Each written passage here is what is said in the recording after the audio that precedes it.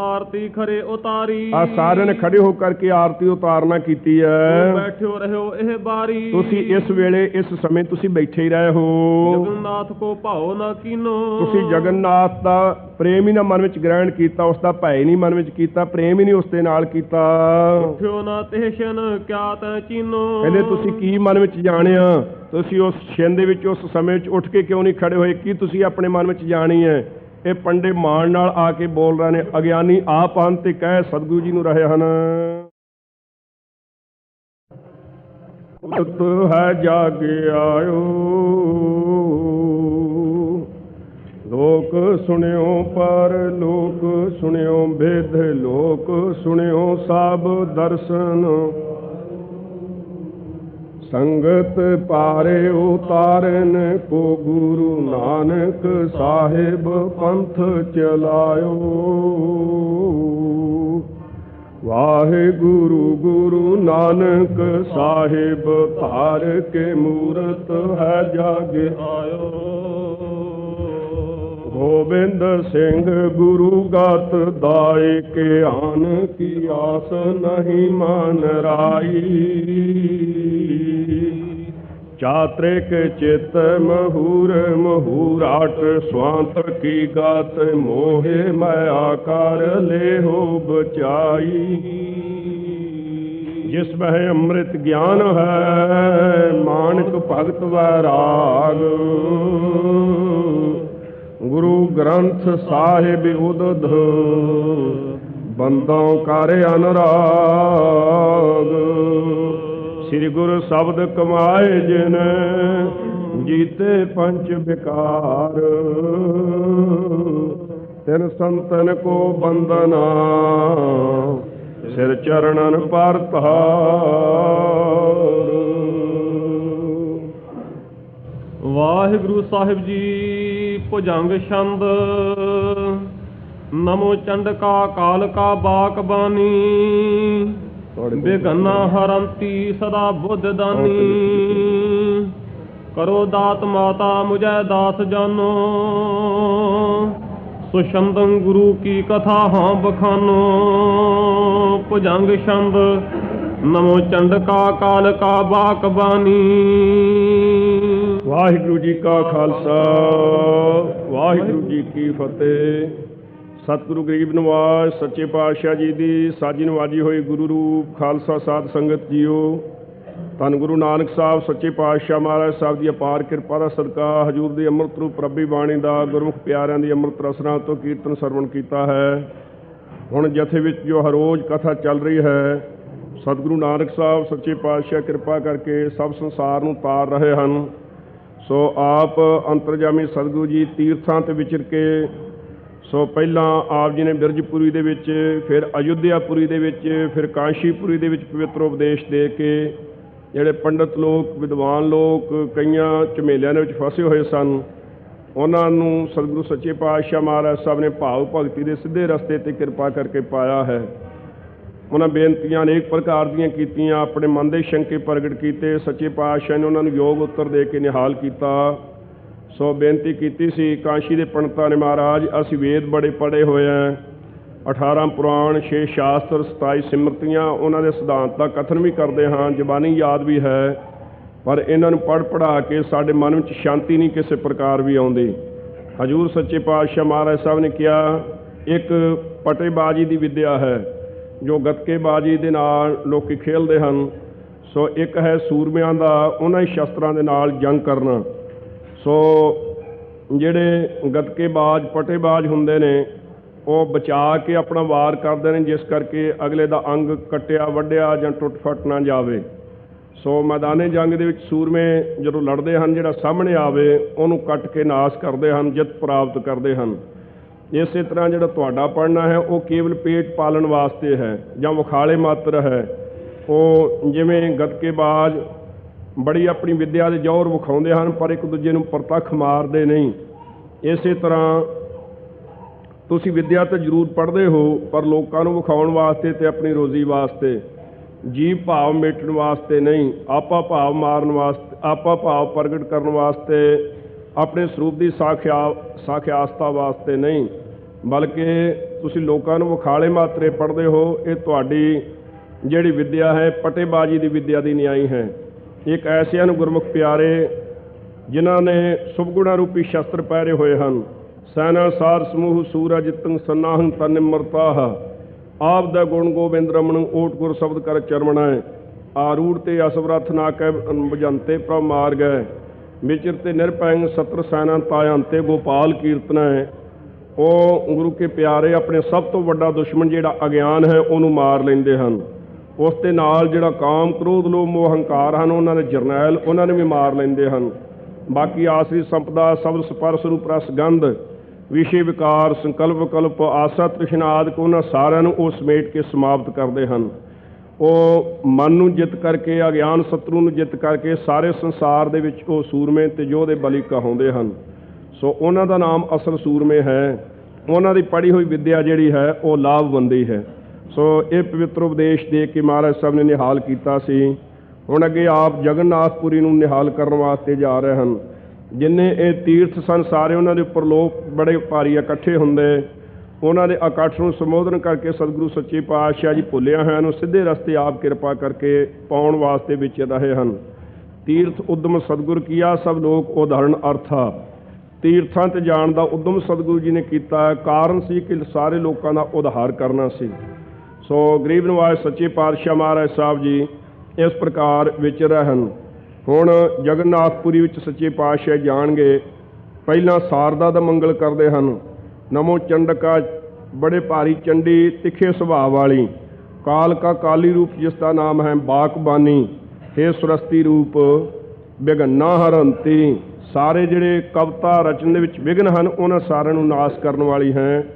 ਸਦਾ ਬੁੱਧ ਦਾਨੀ ਸਦਾ ਵਾਸਤੇ ਸੋਹਣੀ ਬੁੱਧ ਦੇ ਦੇਣ ਵਾਲੀ ਹੈ। ਸੋ ਇਸ ਪ੍ਰਕਾਰ ਨਮੋ ਚੰਡਕਾ ਕਾਲਕਾ ਬਾਕਬਾਨੀ ਸਤਿਗੁਰੂ ਸੱਚੇ ਪਾਤਸ਼ਾਹ ਮਹਾਰਾਜ ਸਾਹਿਬ ਸ੍ਰੀ ਗੁਰੂ ਗ੍ਰੰਥ ਸਾਹਿਬ ਜੀ ਦੀ ਬਾਣੀ ਜੋ ਸਤਿਗੁਰੂ ਗਰੀਬ ਨਿਵਾਜ ਸੱਚੇ ਪਾਤਸ਼ਾਹ ਦੇ ਆਪਣੇ ਸ੍ਰੀਮੁਖ ਵਾਕ ਹਨ ਜੋ ਆਪ ਜੀ ਨੇ ਆਪਣੀ ਪਵਿੱਤਰ ਰਸਨਾ ਤੋਂ ਆਪ ਉਚਾਰੇ ਹੋਏ ਨੇ। ਜੋ ਸਤਿਗੁਰੂ ਕੀ ਬਾਣੀ ਸਤ ਸਤ ਕਰ ਜਾਣੋ ਗੁਰ ਸਿੱਖੋ ਹਰ ਕਰਤਾ ਆਪ ਮੋਹੋਂ ਕਢਾਏ। ਸਤਿਗੁਰੂ ਜੀ ਦੀ ਬਾਣੀ ਨੂੰ ਨਿਸ਼ਚੇ ਕਰਕੇ ਸੱਚੀ ਸੱਚੀ ਕਰਕੇ ਜਾਣੋ ਹੋਏ ਗੁਰੂ ਕੇ ਪਿਆਰਿਓ। ਅਕਾਲ ਪੁਰਖ ਆਪ ਸਤਿਗੁਰੂ ਜੀ ਦੀ ਰਸਨਾ ਤੋਂ ਅੰਮ੍ਰਿਤ ਰੂਪ ਬਾਣੀ ਕਢਾਉਂਦੇ ਹਨ ਪ੍ਰਗਟ ਕਰਾਉਂਦੇ ਹਨ। ਸੋ ਜਿਹੜੀ ਬਾਣੀ ਸਤਿਗੁਰੂ ਜੀ ਨੇ ਆਪ ਉਚਾਰਨ ਕੀਤੀ ਹੈ ਧੁਰ ਕੀ ਬਾਣੀ ਸੱਚੀ ਬਾਣੀ ਬਾਣੀਆਂ ਸਿਰ ਬਾਣੀ। ਸੋ ਐਸੀ ਜਿਹੜੀ ਬਾਣੀ ਹੈ ਮਹਾਂਪੁਰਖ ਕੀ ਬਾਣੀ ਅਕਾਲ ਪੁਰਖ ਦੀ ਬਾਣੀ ਮਹਾਂਪੁਰਖਨ ਕੀ ਬਾਣੀ। ਮਹਾਂਪੁਰਖਨ ਸਤਿਗੁਰਾਂ ਦਾ ਵਾਚਕ ਹੈ ਮਹਾਂਪੁਰਖ ਅਕਾਲ ਪੁਰਖ ਦਾ ਵਾਚਕ ਹੈ। ਇਸ ਪ੍ਰਕਾਰ ਉਹਨਾਂ ਨੇ ਜਿਹੜੀ ਸੱਚੀ ਬਾਣੀ ਹੈ ਆਪਣੇ ਪਵਿੱਤਰ ਸ੍ਰੀ ਮੁਖ ਵਾਕ ਜਿਹੜੇ ਕਾਲ ਕਾ ਸਾਰੇ ਕਾਲ ਦਾ ਵੀ ਕਾਲ ਕਰਨ ਵਾਲੀ ਗੁਰੂ ਕੀ ਬਾਣੀ ਹੈ। ਜਿਹੜਾ ਗੁਰੂ ਕਾ ਸਿੱਖ ਬਾਣੀ ਪੜ੍ਹਨ ਵਾਲਾ ਹੈ ਕਾਲ ਨਹੀਂ ਉਹਦੇ ਨੇੜੇ ਆ ਸਕਦਾ। ਸੋ ਉਹ ਗੁਰੂ ਕੇ ਪਿਆਰੇ 84 ਦੇ ਗੇੜੇ ਤੋਂ ਵੱਜ ਜਾਂਦੇ ਹਨ। ਜਮਦੂਤ ਨਹੀਂ ਉਹਨਾਂ ਦੇ ਨੇੜੇ ਆ ਸਕਦੇ। ਨਾਮ ਸੁਣੇ ਜਮ ਦੂਰੋਂ ਭਾਗੈ ਮਤ ਮਾਰਿਆ ਹਰ ਜੀਉ ਬੇਪਰਵਾਹਾ ਹੈ। ਚੰਡਕਾ ਜਿਹੜਾ ਚੰਡ ਤਿੱਖਾ ਅਪਰੋਖ ਗਿਆਨ ਹੈ ਜਿਸ ਕਰਕੇ ਸਾਰੀ ਆਸਰੀ ਸੰਪਦਾ ਨੂੰ ਚੰਡ ਦੇਣਾ ਹੈ ਕੱਟ ਦੇਣਾ ਹੈ ਨਾਸ਼ ਕਰ ਦੇਣਾ ਹੈ। ਐਸੇ ਅਪਰੋਖ ਗਿਆਨ ਦੇ ਦੇਣ ਵਾਲੀ ਸੋ ਅਗਿਆਨ ਆਦਿਕ ਦਾ ਕਾਲ ਕਰਨ ਵਾਲੀ ਧੁਰ ਕੀ ਬਾਣੀ ਸਤਿਗੁਰੂ ਸੱਚੇ ਪਾਤਸ਼ਾਹ ਦੇ ਵਾਕ ਸ੍ਰੀ ਮੁਖ ਵਾਕ ਰੂਪ ਐਸੀ ਧੁਰ ਕੀ ਬਾਣੀ ਤੈਨੂੰ ਨਮਸਕਾਰ ਹੈ। ਮੱਥਾ ਟੇਕਦੇ ਹਾਂ ਸ੍ਰੀ ਗੁਰੂ ਗ੍ਰੰਥ ਸਾਹਿਬ ਜੀ ਦੀ ਅੰਮ੍ਰਿਤ ਰੂਪ ਬਾਣੀ ਨੂੰ। ਪਹਿਲਾਂ ਬਿਘਨਾ ਹਰੰਤੀ ਸਦਾ ਬੁੱਧ ਦਾਨੀ ਸਾਰੇ ਪ੍ਰਕਾਰ ਦੇ ਵਿਘਨਾਂ ਨੂੰ ਨਾਸ਼ ਕਰਨ ਵਾਲੀ ਗੁਰੂ ਕੀ ਬਾਣੀ ਹੈ। ਵਿਘਨ ਕੋ ਲਾਗਤਾ ਗੁਰ ਪਹਿ ਅਰਦਾਸ ਜਿੰਨੇ ਵਿਘਨ ਹਨ ਕਖਾਏ ਦੋਸ਼ ਆਦਿਕ ਰਾਗ ਦਵਾਇਖ ਸ਼ਬਦ ਸਪਰਸ ਰੂਪ ਰਸ ਗੰਧ ਸੰਕਲਪ ਵਿਕਲਪ ਫੁਰਨੇ ਜਿਹੜੇ ਮਨ ਨੂੰ ਇਕਾਗਰ ਨਹੀਂ ਹੋਣ ਦਿੰਦੇ ਜਿਹੜੇ ਪਰਮੇਸ਼ਰ ਦੇ ਸਰੂਪ ਦੀ ਸਿਖਿਆਤਤਾ ਦੇ ਵਿੱਚ ਵਿਘਨਕਾਰੀ ਹਨ ਉਹਨਾਂ ਸਾਰਿਆਂ ਵਿਘਨਾਂ ਨੂੰ ਹਰੰਤੀ ਨਾਸ਼ ਕਰਨ ਵਾਲੀ ਹੈ ਗੁਰੂ ਕੀ ਬਾਣੀ। ਸਦਾ ਵਾਸਤੇ ਆਤਮ ਵਿਸ਼ੈਣੀ ਬੁੱਧ ਦੇ ਦਾਨੀ ਦੇਣ ਵਾਲੀ ਹੈ। ਸੋ ਜਿਹੜੀ ਊਤਮ ਮਤ ਮੇਰਾ ਹਿਰਦੈ ਤੂੰ ਆਓ ਧਿਆਵੋਂ ਗਾਵੋਂ ਗੁਣ ਗੋਬਿੰਦਾ ਅਤ ਪ੍ਰੀਤਮ ਮੋਹ ਲਾਗੈ ਨਾਓ। ਸਦਾ ਵਾਸਤੇ ਆਤਮ ਵਿਸ਼ੈਣੀ ਬੁੱਧ ਦਾ ਦਾਨ ਦੇਣ ਵਾਲੀ ਗੁਰੂ ਕੀ ਬਾਣੀ ਐਸੀ। ਕਰੋ ਦਾਤ ਮਾਤਾ ਮੁਝੈ ਦਾਸ ਜਾਨੋ ਮੈਨੂੰ ਦਾਸ ਜਾਣ ਕਰਕੇ ਇਹ ਸਤਿਗੁਰੂ ਜੀ ਦੀ ਬਾਣੀ ਮਾਤਾ ਪਿਤਾ ਰੂਪ ਸੋ ਮਸਤ ਕਰਨ ਵਾਲੀ ਆਪਣੇ ਸਰੂਪ ਦੇ ਆਨੰਦ ਦੇ ਵਿੱਚ ਮਾਤਾ ਮਾਤਬਰ ਇਤਬਾਰ ਕਰਨੇ ਯੋਗ ਸਾਰਿਆਂ ਦੇ ਬਾਣੀ। ਸੋ ਸਾਡੇ ਤੇ ਇਹ ਦਾਤ ਬਖਸ਼ਿਸ਼ ਕਰੋ ਆਪਣਾ ਸੇਵਕ ਜਾਣ ਕਰਕੇ ਮੇਰੇ ਤਾਈ ਸੋ ਛੰਦੰ ਗੁਰੂ ਕੀ ਕਥਾ ਹਾਂ ਬਖਾਨੋ। ਜਿਹੜੀ ਗੁਰੂ ਕੀ ਅੰਮ੍ਰਿਤ ਰੂਪ ਕਥਾ ਹੈ ਸੋ ਛੰਦ ਸੁਤੰਤਰਤਾ ਦੇ ਨਾਲ ਅਸੀਂ ਉਚਾਰਨਾ ਕਰੀਏ, ਨਿਰਵਿਘਨਤਾ ਸਹਿਤ ਉਚਾਰਨਾ ਕਰੀਏ, ਸੁਤੰਤਰ ਹੋ ਕਰਕੇ। ਸੋ ਸੋਹਣੇ ਛੰਦਾਬੰਦੀ ਦੇ ਵਿੱਚ ਅਸੀਂ ਉਚਾਰਨਾ ਕਰੀਏ, ਛੰਦਬੰਦ ਸੋਹਣੇ ਹੋਣ, ਸੋਹਣੀ ਕਵਿਤਾ ਦੇ ਵਿੱਚ ਇਸ ਪ੍ਰਕਾਰ ਅਸੀਂ ਉਚਾਰਨਾ ਕਰੀਏ, ਕੋਈ ਰੁਕਾਵਟ ਨਾ ਕਿਸੇ ਪ੍ਰਕਾਰ ਦੀ ਪਵੇ, ਅਟਪਟੀ ਜੀ ਕਵਿਤਾ ਨਾ ਹੋਵੇ। ਸੋ ਅਰਥ ਠੀਕ ਉਸ ਦੇ ਫੁਰਨ ਚੰਗੀ ਤਰ੍ਹਾਂ ਬਣਨ, ਐਸੀ ਜਿਹੜੀ ਸੁਤੰਤਰ ਬਾਣੀ ਹੈ, ਸੁਤੰਤਰ ਕਵਿਤਾ ਰਚਨ ਦਾ ਇਹ ਵਾਰ ਦੇਣਾ ਕਰੋ, ਸੋਹਣੀ ਛੰਦਾਬੰਦੀ ਦੇ ਵਿੱਚ ਉਚਾਰਨਾ ਕਰੀਏ। ਸ੍ਰੀ ਬਾਲਾ ਸੰਦਰਵਾਚ ਚੌਪਈ ਸੁਨ ਸ਼੍ਰੀ ਅੰਗਦ ਕਥਾ ਰਸਾਲਾ। ਸ੍ਰੀ ਬਾਲਾ ਜੀ ਸੰਧੂ ਗੋਤ ਵਾਲੇ ਕਥਨ ਕਰਦੇ ਹਨ ਚੌਪਈ ਦੇ ਵਿੱਚ, ਸੁਣੋ ਸ੍ਰੀ ਗੁਰੂ ਅੰਗਦ ਦੇਵ ਸਾਹਿਬ ਮਹਾਰਾਜ ਸਾਹਿਬ ਜੀ ਦੀ ਜੀ ਸਤਿਗੁਰੂ ਨਾਨਕ ਸਾਹਿਬ ਦੀ ਕਥਾ ਬੜੀ ਭਾਰੀ ਰਸਾਲਾ ਸੁੰਦਰ ਹੈ ਜੋ। ਆਗੇ ਗਮਨੇ ਬਹੁਰ ਕਿਰਪਾਲਾ। ਕਿਰਪਾਲੂ ਗੁਰੂ ਨਾਨਕ ਸਾਹਿਬ ਸੱਚੇ ਪਾਤਸ਼ਾਹ ਜੀ ਫਿਰ ਅੱਗੇ ਚੱਲ ਪਏ ਕਾਸ਼ੀ ਦੇ ਵਿੱਚੋਂ, ਜਗਨਨਾਥ ਕੋ ਜਹ ਅਸਥਾਨਾ। ਜਿੱਥੇ ਜਗਨਨਾਥ ਦਾ ਸਥਾਨ ਬਣਿਆ ਹੋਇਆ ਹੈ, ਤਹਾਂ ਜਾਏ ਪਹੁੰਚੇ ਗਤ ਦਾਨਾ। ਮੁਕਤੀ ਦੇ ਦੇਣ ਵਾਲੇ ਸਤਿਗੁਰੂ ਸੱਚੇ ਪਾਤਸ਼ਾਹ ਜੀ ਉੱਥੇ ਜਾ ਪਹੁੰਚੇ। ਹਰ ਮੰਦਰ ਕੇ ਦਰ ਪਰ ਜਾਈ। ਜਿਹੜਾ ਉੱਥੇ ਮੰਦਰ ਬਣਿਆ ਹੋਇਆ ਸੀ ਹਰਮੰਦਰ, ਉਹਦੇ ਦਰਵਾਜ਼ੇ ਉੱਪਰ ਜਾ ਕਰਕੇ ਬੈਠੇ ਕਿਤਕ ਕਾਲ ਤੇ ਥਾਈ। ਕਿਤਨਾ ਕੁ ਸਮਾਂ ਮਹਾਰਾਜ ਸਾਹਿਬ ਜੀ ਉੱਥੇ ਜਾ ਕੇ ਟਿਕੇ। ਇਸ ਵੇਲੇ ਤੋਂ ਪਿਛਲਾ ਸਮਾਂ ਸੀ, ਹੋਰ ਥੋੜਾ ਜਿਹਾ ਦਿਨ ਦਾ ਦੁਬਾਰਾ ਸਮਾਂ ਸੀ ਜਦੋਂ ਮਹਾਰਾਜ ਸਾਹਿਬ ਜੀ ਉੱਥੇ ਗਏ। ਸੰਧਿਆ ਕਾਲ ਪਹੁੰਚਿਓ ਜਬ ਹੀ। ਸੋ ਜਦੋਂ ਸੰਧਿਆ ਦਾ ਸਮਾਂ ਆ ਕੇ ਪਹੁੰਚਿਆ, ਸੰਧਿਆ ਮਲਾਪ ਦਾ ਨਾਮ ਹੁੰਦਾ ਸੰਧ। ਸੋ ਰਾਤ ਦਾ ਆਰੰਭ ਤੇ ਦਿਨ ਦੀ ਸਮਾਪਤੀ, ਇਹ ਜਿਹੜਾ ਵਿਚਲਾ ਸਮਾਂ ਇਹਨੂੰ ਸੰਧੀ ਕਹੀਦਾ ਹੈ। ਸੰਧਿਆ ਦਾ ਸਮਾਂ। ਇੱਕ ਦੁਪਹਿਰੇ ਸੰਧੀ ਹੁੰਦੀ ਹੈ, ਉਹ ਹੈ ਪਹਿਲਾ ਦਿਨ ਦਾ ਪਹਿਲੇ ਹਿੱਸੇ ਦੀ ਸਮਾਪਤੀ ਤੇ ਮਗਰਲੇ ਹਿੱਸੇ ਦਾ ਆਰੰਭ, ਉਹ ਠੀਕ 12 ਵਜੇ ਦੁਪਹਿਰੇ।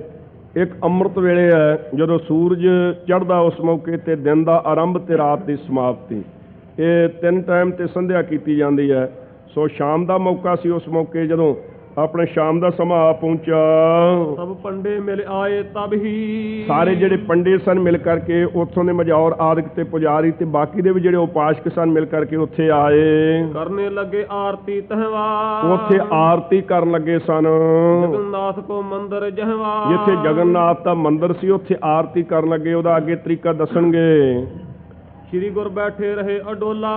ਸਤਿਗੁਰੂ ਸੱਚੇ ਪਾਤਸ਼ਾਹ ਮਹਾਰਾਜ ਸਾਹਿਬ ਜੀ ਅਡੋਲ ਇੱਕ ਰਸ ਬੈਠੇ ਰਹੇ ਅੰਤਰਜਾਮੀ ਸਤਿਗੁਰੂ ਜੀ। ਇਹਨਾਂ ਨੇ ਇੱਕ ਥਾਲ ਲੈ ਲਿਆ ਛੋਟਾ ਜਿਹਾ, ਉਹਦੇ 'ਚ ਦੀਵੇ ਆਟੇ ਦੇ ਜਗਾ ਕੇ ਉਹਦੇ ਵਿੱਚ ਘਿਓ ਪਾ ਕੇ ਉਹਨਾਂ ਨੂੰ ਚੰਗੀ ਤਰ੍ਹਾਂ ਫਿਰ ਜਗਾ ਕੇ ਥਾਲ ਫੇਰਨਾ ਆਰੰਭ ਕੀਤਾ। ਕਦੇ ਉੱਚਾ ਜਿਹਾ ਕਰਦੇ ਆ, ਕਦੇ ਨੀਵਾਂ ਜਿਹਾ ਕਰਦੇ ਆ, ਕਦੇ ਸੱਜੇ ਨੂੰ, ਕਦੇ ਖੱਬੇ ਨੂੰ, ਕਦੇ ਉਤਾਂਹ, ਕਦੇ ਅਠਾਂ। ਇਸ ਤਰ੍ਹਾਂ ਉਹ ਮੂਰਤੀ ਦੇ ਅੱਗੇ ਅੱਗੇ ਇਸ ਪ੍ਰਕਾਰ ਇਹ ਆਰਤੀ ਕਰਦੇ ਹਨ ਤੇ ਨਾਲ ਕੁਛ ਮੰਤਰ ਪੜ੍ਹਨ।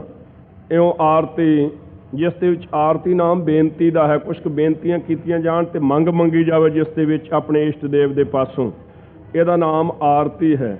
ਇਸ ਪ੍ਰਕਾਰ ਇਹਨਾਂ ਨੇ ਆਰਤੀ ਆਰੰਭ ਕੀਤੀ ਪੰਡਿਆਂ ਨੇ ਖੜੇ ਹੋ ਕਰਕੇ। ਸ਼੍ਰੀ ਗੁਰ ਬੈਠੇ ਰਹੇ ਅਡੋਲਾ। ਪਰ ਸਤਿਗੁਰੂ ਸੱਚੇ ਪਾਤਸ਼ਾਹ ਜੀ ਉੱਠ ਕੇ ਨਹੀਂ ਖੜੇ ਹੋਏ। ਅਡੋਲ ਇੱਕ ਰਸ ਮਹਾਰਾਜ ਸਾਹਿਬ ਸੱਚੇ ਪਾਤਸ਼ਾਹ ਜੀ ਟਿਕੇ ਹੀ ਰਹੇ। ਭਾਂਡੇ ਭਏ ਨਾ ਕੁਛ ਮੁਖ ਬੋਲਾ। ਨਾ ਤਾਂ ਸੱਚੇ ਪਾਤਸ਼ਾਹ ਜੀ ਉੱਠ ਕੇ ਖੜੇ ਹੋਏ ਤੇ ਨਾ ਮੁੱਖੋਂ ਕੋਈ ਬਚਨ ਨਹੀਂ ਕਿਹਾ ਹੈ। ਜਿੱਥੇ ਵੀ ਹਜੂਰ ਜਾਂਦੇ ਉੱਥੇ ਕੋਈ ਅਨੋਖਾ ਕੌਤਕ ਕਰਦੇ। ਜਿਸ ਕਰਕੇ ਬਹੁਤੇ ਲੋਕ ਇਕੱਠੇ ਹੋ ਜਾਣ, ਉਹਨਾਂ ਦੀ ਤਵੱਜੋ ਇਸ ਪਾਸੇ ਵੱਲ ਹੋਣ ਤੋਂ ਉਹ ਆਪ ਹੀ ਕੋਈ ਅਨੋਖਾ ਪ੍ਰਸ਼ਨ ਕਰਨ। ਉਹਦਾ ਉੱਤਰ ਦੇਣ ਦੇ ਵਿੱਚ ਉਹਨਾਂ ਭੁੱਲਿਆ ਹੈ ਨੂੰ ਸਿੱਧੇ ਰਾਹ ਸਤਿਗੁਰੂ ਜੀ ਪਾਇਆ ਕਰਦੇ। ਭੂਲੇ ਮਾਰਗ ਜਿਨਹਿ ਬਤਾਇਆ, ਐਸਾ ਗੁਰ ਵੱਡ ਭਾਗੀ ਪਾਇਆ। ਜਿਵੇਂ ਆਪ ਗੰਗਾ ਤੇ ਪਹੁੰਚ ਕਰਕੇ ਲਹਿੰਦੇ ਵੱਲ ਨੂੰ ਪਾਣੀ ਉਛਾਲਣਾ ਸ਼ੁਰੂ ਕੀਤਾ ਸੀ। ਸਾਰੇ ਪੰਡੇ ਇਕੱਠੇ ਹੋ ਕੇ ਪੁੱਛਣ ਲੱਗੇ, ਮੁਸਲਮਾਨ ਹੋ ਤਾਂ ਇੱਥੇ ਲੈਣ ਕੀ ਆਏ ਹੋ? ਜੇ ਹਿੰਦੂ ਹੋ ਤਾਂ ਲਹਿੰਦੇ ਵੱਲ ਨੂੰ ਪਾਣੀ ਕਿਉਂ ਉਛਾਲਦੇ ਹੋ? ਉਸ ਮੌਕੇ ਤੇ ਕਿਹਾ ਸੀ, ਤੁਸੀਂ ਦੱਸੋ ਇਹ ਪਾਣੀ ਉਤਾਂ ਨੂੰ ਚੁਲੀ ਵਿੱਚ ਲੈ ਕੇ ਕੀ ਕਰਦੇ ਹੋ? ਉਹਨਾਂ ਨੇ ਕਿਹਾ ਸੀ ਕਿ ਸੂਰਜ ਦੀਆਂ ਕਿਰਨਾਂ ਨਾਲ ਸਾਡੇ ਪਿਤਰ ਦੇਵਤਿਆਂ ਦੇ ਪਾਸ ਇਹ ਪਾਣੀ ਪਹੁੰਚਦਾ ਹੈ, ਉਹਨਾਂ ਦੀ ਤਿਹਾ ਮੇਟਣ ਵਾਸਤੇ ਅਸੀਂ ਪਾਣੀ ਭੇਜਦੇ ਹਾਂ। ਹਜੂਰ ਨੇ ਫਿਰ ਪਾਣੀ ਉਛਾਲਣਾ ਸ਼ੁਰੂ ਕੀਤਾ। ਕਹਿੰਦੇ ਜੀ ਤੁਸੀਂ ਨਹੀਂ ਦੱਸਿਆ, ਤੁਸੀਂ ਕੌਣ ਹੋ? ਕਹਿਣ ਲੱਗੇ ਅਸੀਂ ਕਰਤਾਰਪੁਰ ਸਾਹਿਬ ਤੋਂ ਆਏ ਹਾਂ, ਦਰਿਆ ਦੇ ਕਿਨਾਰੇ ਤੇ ਉਹ ਧਰਤੀ ਹੈ ਸਾਡੀ। ਸੋ ਮੀਂਹ ਦਾ ਪਾਣੀ ਉੱਥੇ ਠਹਿਰਦਾ ਨਹੀਂ, ਸੋ ਬੜੀ ਔੜ ਲੱਗੀ ਹੋਈ ਹੈ, ਅਸੀਂ ਆਪਣੀ ਖੇਤੀ ਨੂੰ ਇੱਥੋਂ ਪਾਣੀ ਭੇਜ ਰਹੇ ਹਾਂ। ਕਹਿੰਦੇ ਜੀ ਤੁਸੀਂ ਡਾਢੇ ਹੀ ਮਸਤਾਨੇ ਹੋ, ਇੱਥੋਂ ਤੁਹਾਡਾ ਪਾਣੀ ਭਲਾ ਐਡੀ ਦੂਰ ਕਿਵੇਂ ਪਹੁੰਚ ਜਾਵੇਗਾ? ਹਜੂਰ ਕਹਿਣ ਲੱਗੇ ਪੰਡਿਓ ਧੱਕਾ ਨਾ ਕਰੋ, ਤਿੰਗੋ ਜੋਰੀ ਨਾ ਸਾਡੇ ਨਾਲ ਕਰੋ, ਤੁਸੀਂ ਦੱਸੋ ਤੁਹਾਡੇ ਪਿੱਤਰ ਕਿੰਨੇ ਉੱਚੇ ਨੇ? ਕਹਿੰਦੇ ਜੀ ਕਈ ਲੱਖਾਂ ਮੀਲ ਉਤਾਂ ਨੂੰ ਉੱਚੇ। ਤੇ ਫਿਰ ਪਾਣੀ ਤੁਹਾਡਾ ਕਿਵੇਂ ਜਾਂਦਾ? ਕਹਿੰਦੇ ਜੀ ਸੂਰਜ ਦੀਆਂ ਕਿਰਨਾਂ ਨਾਲ। ਹਜੂਰ ਕਹਿਣ ਲੱਗੇ ਤੁਹਾਡਾ ਬੁੱਕ ਵਿੱਚ ਜਾਂ ਚੁਲੀ ਵਿੱਚ ਲਿਆ ਹੋਇਆ ਪਾਣੀ ਸੂਰਜ ਦੀ ਕਿਰਨ ਦੇ ਨਾਲ ਲੱਖਾਂ ਮੀਲ ਉਤਾਂਹ ਨੂੰ ਜਾ ਸਕਦਾ ਹੈ ਬਿਨਾਂ ਕਿਸੇ ਰਾਹ ਤੋਂ, ਕੇਵਲ ਸੂਰਜ ਦੀ ਕਸ਼ਿਸ਼ ਦੇ ਨਾਲ। ਤੇ ਸਾਡਾ ਇਹ ਅੰਜੁਲ ਦੇ ਨਾਲ, ਬੁੱਕ ਦੇ ਨਾਲ ਉਛਾਲਿਆ ਹੋਇਆ ਪਾਣੀ ਕੇਵਲ ਇੱਥੋਂ 300 ਕੋਹ ਤੇ ਧਰਤੀ ਦੇ ਉੱਪਰ ਨਿਵਾਣ ਵੱਲ ਨੂੰ ਪਾਣੀ ਨਹੀਂ ਜਾ ਸਕਦਾ। ਇਹ ਕੀ ਕਾਰਨ ਹੈ? ਉਸੇ ਗੰਗਾ ਵਿੱਚੋਂ ਪਾਣੀ ਅਸੀਂ ਉਛਾਲ ਰਹੇ ਹਾਂ, ਉਸੇ ਗੰਗਾ ਵਿੱਚੋਂ ਪਾਣੀ ਤੁਸੀਂ ਆਪਣੇ ਪਿਤਰ ਦੇਵਤਿਆਂ ਨੂੰ ਦਿੰਦੇ ਹੋ। ਹੈਰਾਨ ਹੋ ਗਿਆ ਸਾਰੇ, ਅਕਲ ਟਿਕਾਣੇ ਆ ਗਈ ਕਿ ਠੀਕ ਇਹਨਾਂ ਨੇ ਯੁਕਤੀ ਦੇ ਨਾਲ ਸਾਨੂੰ ਜੋ ਸਮਝਾਉਣਾ ਚਾਹਿਆ ਗੱਲ ਠੀਕ ਹੈ। ਇਸੇ ਤਰ੍ਹਾਂ ਕਾਰੂ ਪਾਤਸ਼ਾਹ ਦੇ ਕੋਲ ਜਾ ਕਰਕੇ ਠੀਕਰੀਆਂ ਮਹਾਰਾਜ ਸਾਹਿਬ ਨੇ ਇਕੱਠੀਆਂ ਕਰਨੀਆਂ ਸ਼ੁਰੂ ਕੀਤੀਆਂ। ਪਾਤਸ਼ਾਹ ਹੈਰਾਨ ਹੋਇਆ।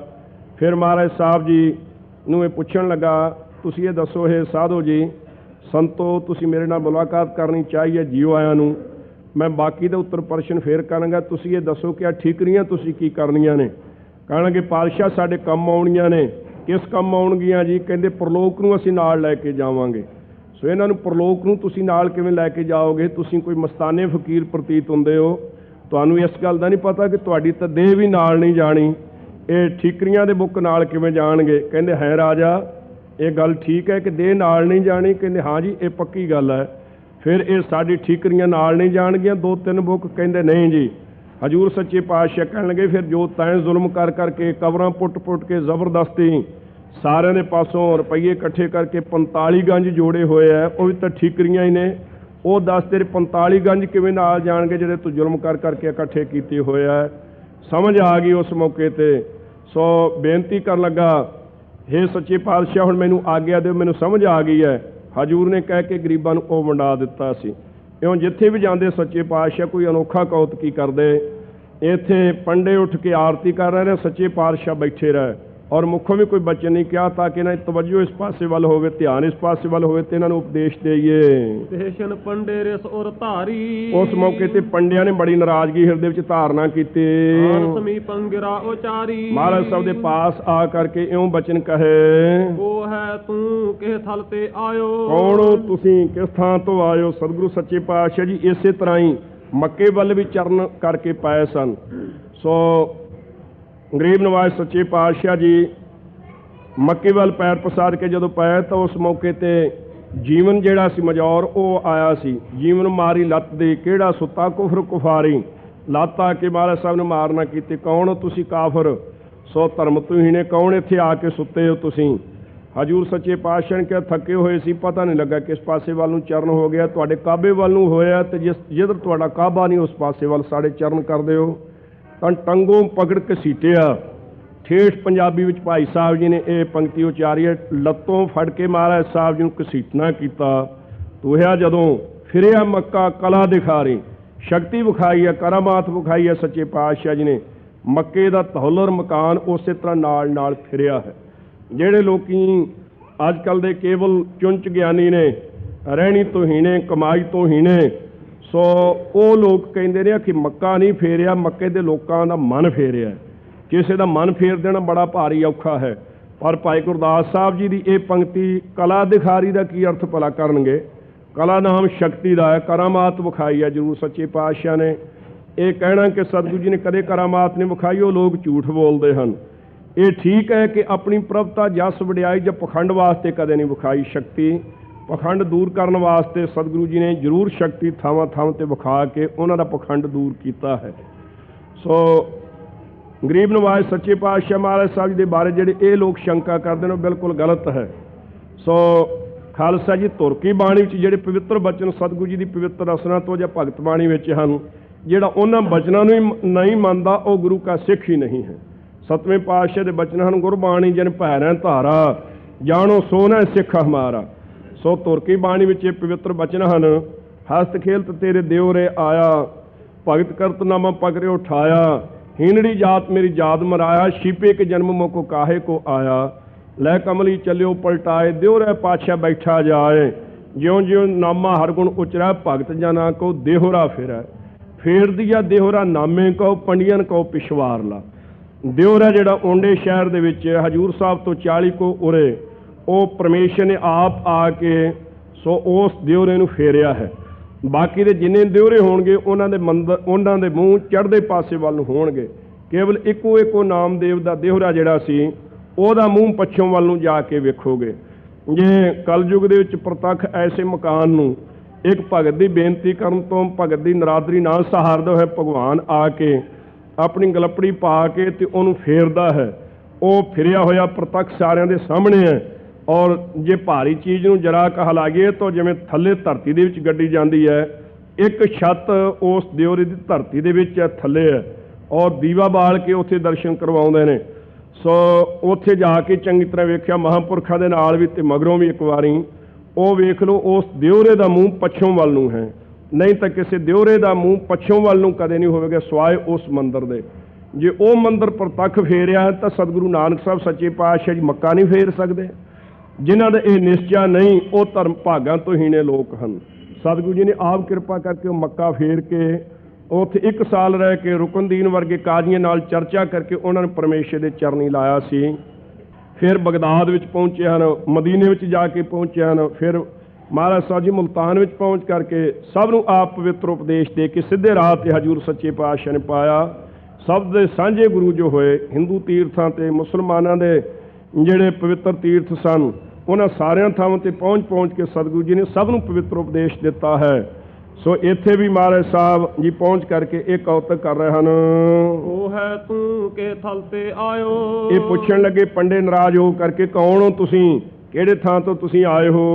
ਹੈ ਅਣਜਾਣ ਭੇਦ ਨਹਿ ਪਾਇਓ। ਕਹਿੰਦੇ ਤੁਸੀਂ ਅਣਜਾਣ ਹੋ, ਤੁਹਾਨੂੰ ਇਸ ਭੇਦ ਦਾ ਪਤਾ ਹੀ ਨਹੀਂ ਲੱਗਾ ਕਿ ਉੱਠ ਕੇ ਇੱਥੇ ਆਰਤੀ ਉਤਾਰਨੀ ਸੀ। ਆਰਤੀ ਖਰੇ ਉਤਾਰੀ। ਆ ਸਾਰਿਆਂ ਨੇ ਖੜੇ ਹੋ ਕਰਕੇ ਆਰਤੀ ਉਤਾਰਨਾ ਕੀਤੀ ਹੈ। ਬੈਠਿਓ ਰਹਿਓ ਇਹ ਬਾਰੀ। ਤੁਸੀਂ ਇਸ ਵੇਲੇ ਇਸ ਸਮੇਂ ਤੁਸੀਂ ਬੈਠੇ ਹੀ ਰਹੇ ਹੋ।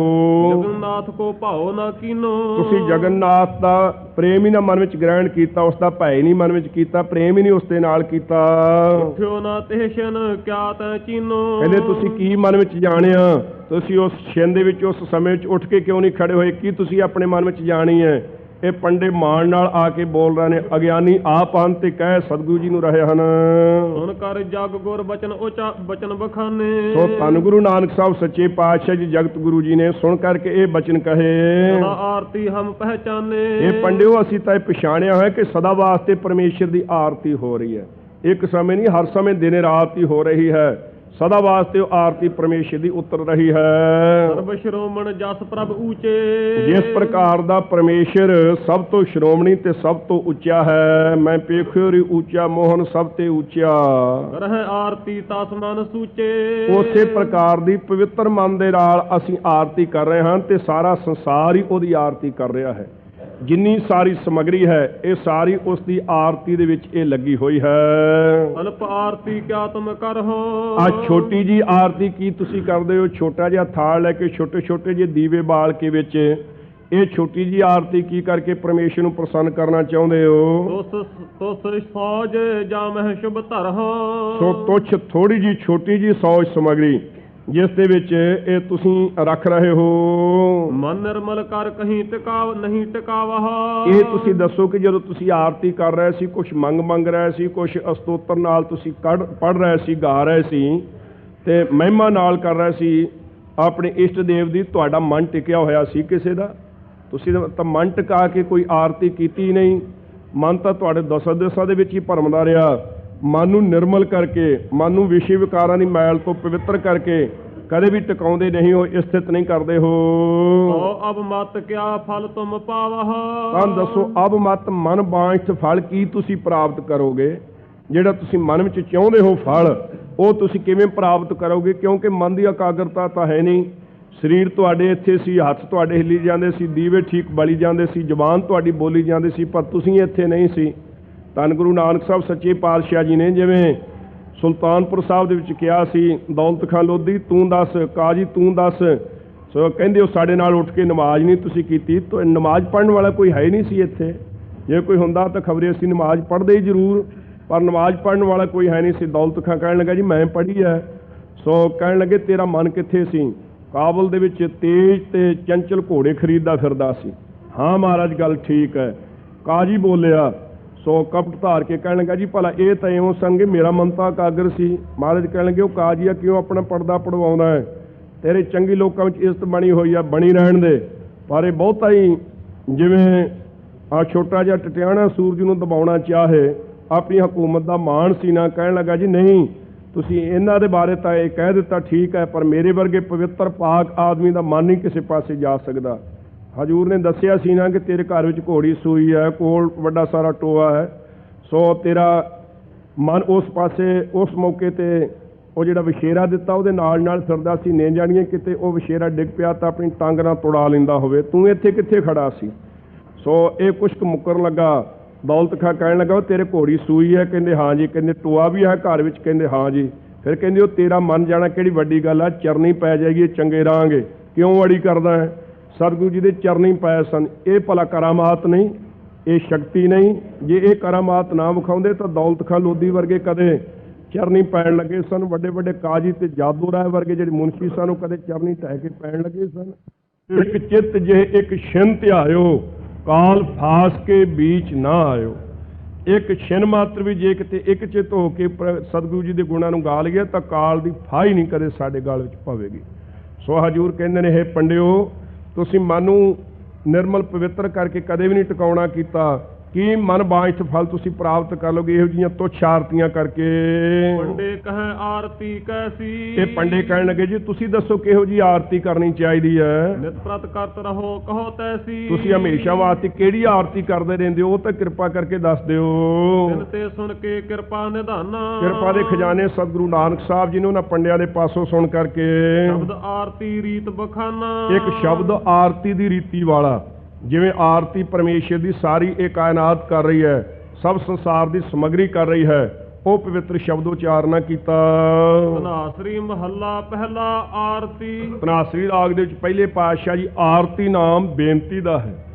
ਆਰਤੀ ਨਾਮ ਆ ਸਰਬ ਔਰ ਸੇ ਰਤੀ ਪ੍ਰੀਤੀ ਕਰਨੀ ਪਰਮੇਸ਼ਰ ਦੇ ਨਾਲ, ਸਭ ਪਾਸਿਆਂ ਤੋਂ ਮਨ ਨੂੰ ਇਕਾਗਰ ਕਰਕੇ ਪਰਮੇਸ਼ਰ ਦੇ ਸਨਮੁਖ ਕਰਕੇ ਪ੍ਰੀਤੀ ਕਰਨੀ ਤੇ ਆਰਤੀ ਬੇਨਤੀ ਕਰਨੀ ਤੇ ਸਭ ਪਾਸਿਆਂ ਤੋਂ ਮਨ ਨੂੰ ਰੋਕ ਕਰਕੇ ਆਪਣੇ ਮਨ ਦੀ ਬਿਰਤੀ ਨੂੰ ਪਰਮੇਸ਼ਰ ਦੇ ਨਾਮ ਦੇ ਵਿੱਚ ਰਤੀ ਰੰਗ ਲੈਣਾ, ਇਹਦਾ ਨਾਮ ਆਰਤੀ ਹੁੰਦਾ ਹੈ। ਬੇਨਤੀ ਦਾ ਨਾਮ ਹੈ ਇੱਕ ਓੰਕਾਰ ਸਤਿਗੁਰ ਪ੍ਰਸਾਦ। ਇੱਕ ਅਦਵੈਤ ਰੂਪ ਬ੍ਰਹਮ ਓੰਕਾਰ ਸਾਰਿਆਂ ਦਾ ਪ੍ਰਕਾਸ਼ ਕੇ ਸਤਿਗੁਰਾਂ ਦੀ ਕਿਰਪਾ ਕਰਕੇ ਪ੍ਰਾਪਤ ਹੁੰਦਾ ਹੈ। ਗਗਨ ਮੈਂ ਥਾਲ। ਹਜ਼ੂਰ ਸੱਚੇ ਪਾਤਸ਼ਾਹ ਕਹਿਣ ਲੱਗੇ ਉਹ ਪੰਡਿਓ, ਰੱਬ ਜਿੱਡਾ ਵੱਡਾ ਹੈ ਉਹਦੀ ਆਰਤੀ ਵੀ ਓਡੀ ਵੱਡੀ ਹੋ ਰਹੀ ਹੈ, ਸਮੱਗਰੀ ਵੀ ਐਡੀ ਵੱਡੀ ਹੈ। ਕਹਿੰਦੇ ਗਗਨ ਮੈਂ ਥਾਲ, ਜਿਹੜਾ ਗਗਨ ਹੈ ਆਕਾਸ਼ ਹੈ, ਇਹੀ ਥਾਲ ਮੈਂ ਰੂਪ ਹੋ ਰਿਹਾ ਹੈ। ਮੈਂ ਨਾਮ ਰੂਪ ਦਾ ਹੁੰਦਾ ਹੈ। ਜਿਹੜਾ ਇਹ ਆਕਾਸ਼ ਹੈ ਇਹ ਉਸ ਦੀ ਆਰਤੀ ਵਾਸਤੇ ਥਾਲ ਰੂਪ ਬਣ ਰਿਹਾ ਹੈ, ਗੋਲਾਕਾਰ। ਜਿਵੇਂ ਥਾਲ ਗੋਲ ਹੁੰਦਾ ਹੈ, ਇਸੇ ਤਰ੍ਹਾਂ ਆਕਾਸ਼ ਵੀ ਚਾਰ ਚੁਫੇਰੇ ਗੋਲ ਜਿਹੜਾ ਪ੍ਰਤੀਤ ਹੋ ਰਿਹਾ ਹੈ, ਇਹ ਇੱਕ ਸੋਹਣਾ ਥਾਲ ਬਣਿਆ ਹੋਇਆ ਹੈ।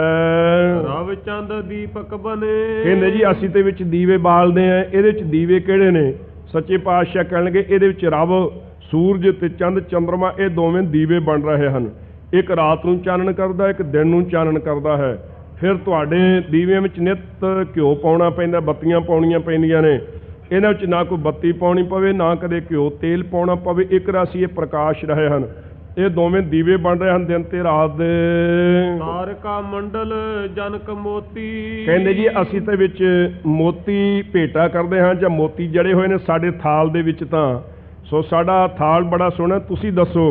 ਹਜ਼ੂਰ ਕਹਿੰਦੇ ਤਾਰਿਆਂ ਦਾ ਜਿਹੜਾ ਮੰਡਲ ਹੈ, ਸਮੁਦਾਇ ਹੈ, ਇਹ ਜਨਕ ਜੜੇ ਹੋਏ ਹਨ ਮੋਤੀ। ਜਨਕ ਜਾਣਨਾ ਕਰੋ, ਜਨਕ ਪਿਤਾ ਪਰਮੇਸ਼ਰ ਦੀ ਪ੍ਰਸੰਨਤਾ ਦੇ ਵਾਸਤੇ।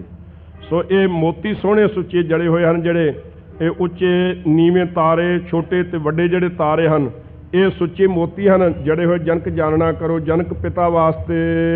ਧੂਪ ਮਲ ਆਨ ਲੋ। ਕਹਿੰਦੇ ਜੀ ਅਸੀਂ ਤਾਂ ਆ ਗੁੱਗਲ ਧੁਖਾ ਕੇ ਧੂਪ ਦਿੰਦੇ ਹਾਂ, ਸੁਗੰਧੀ ਦਿੰਦੇ ਹਾਂ।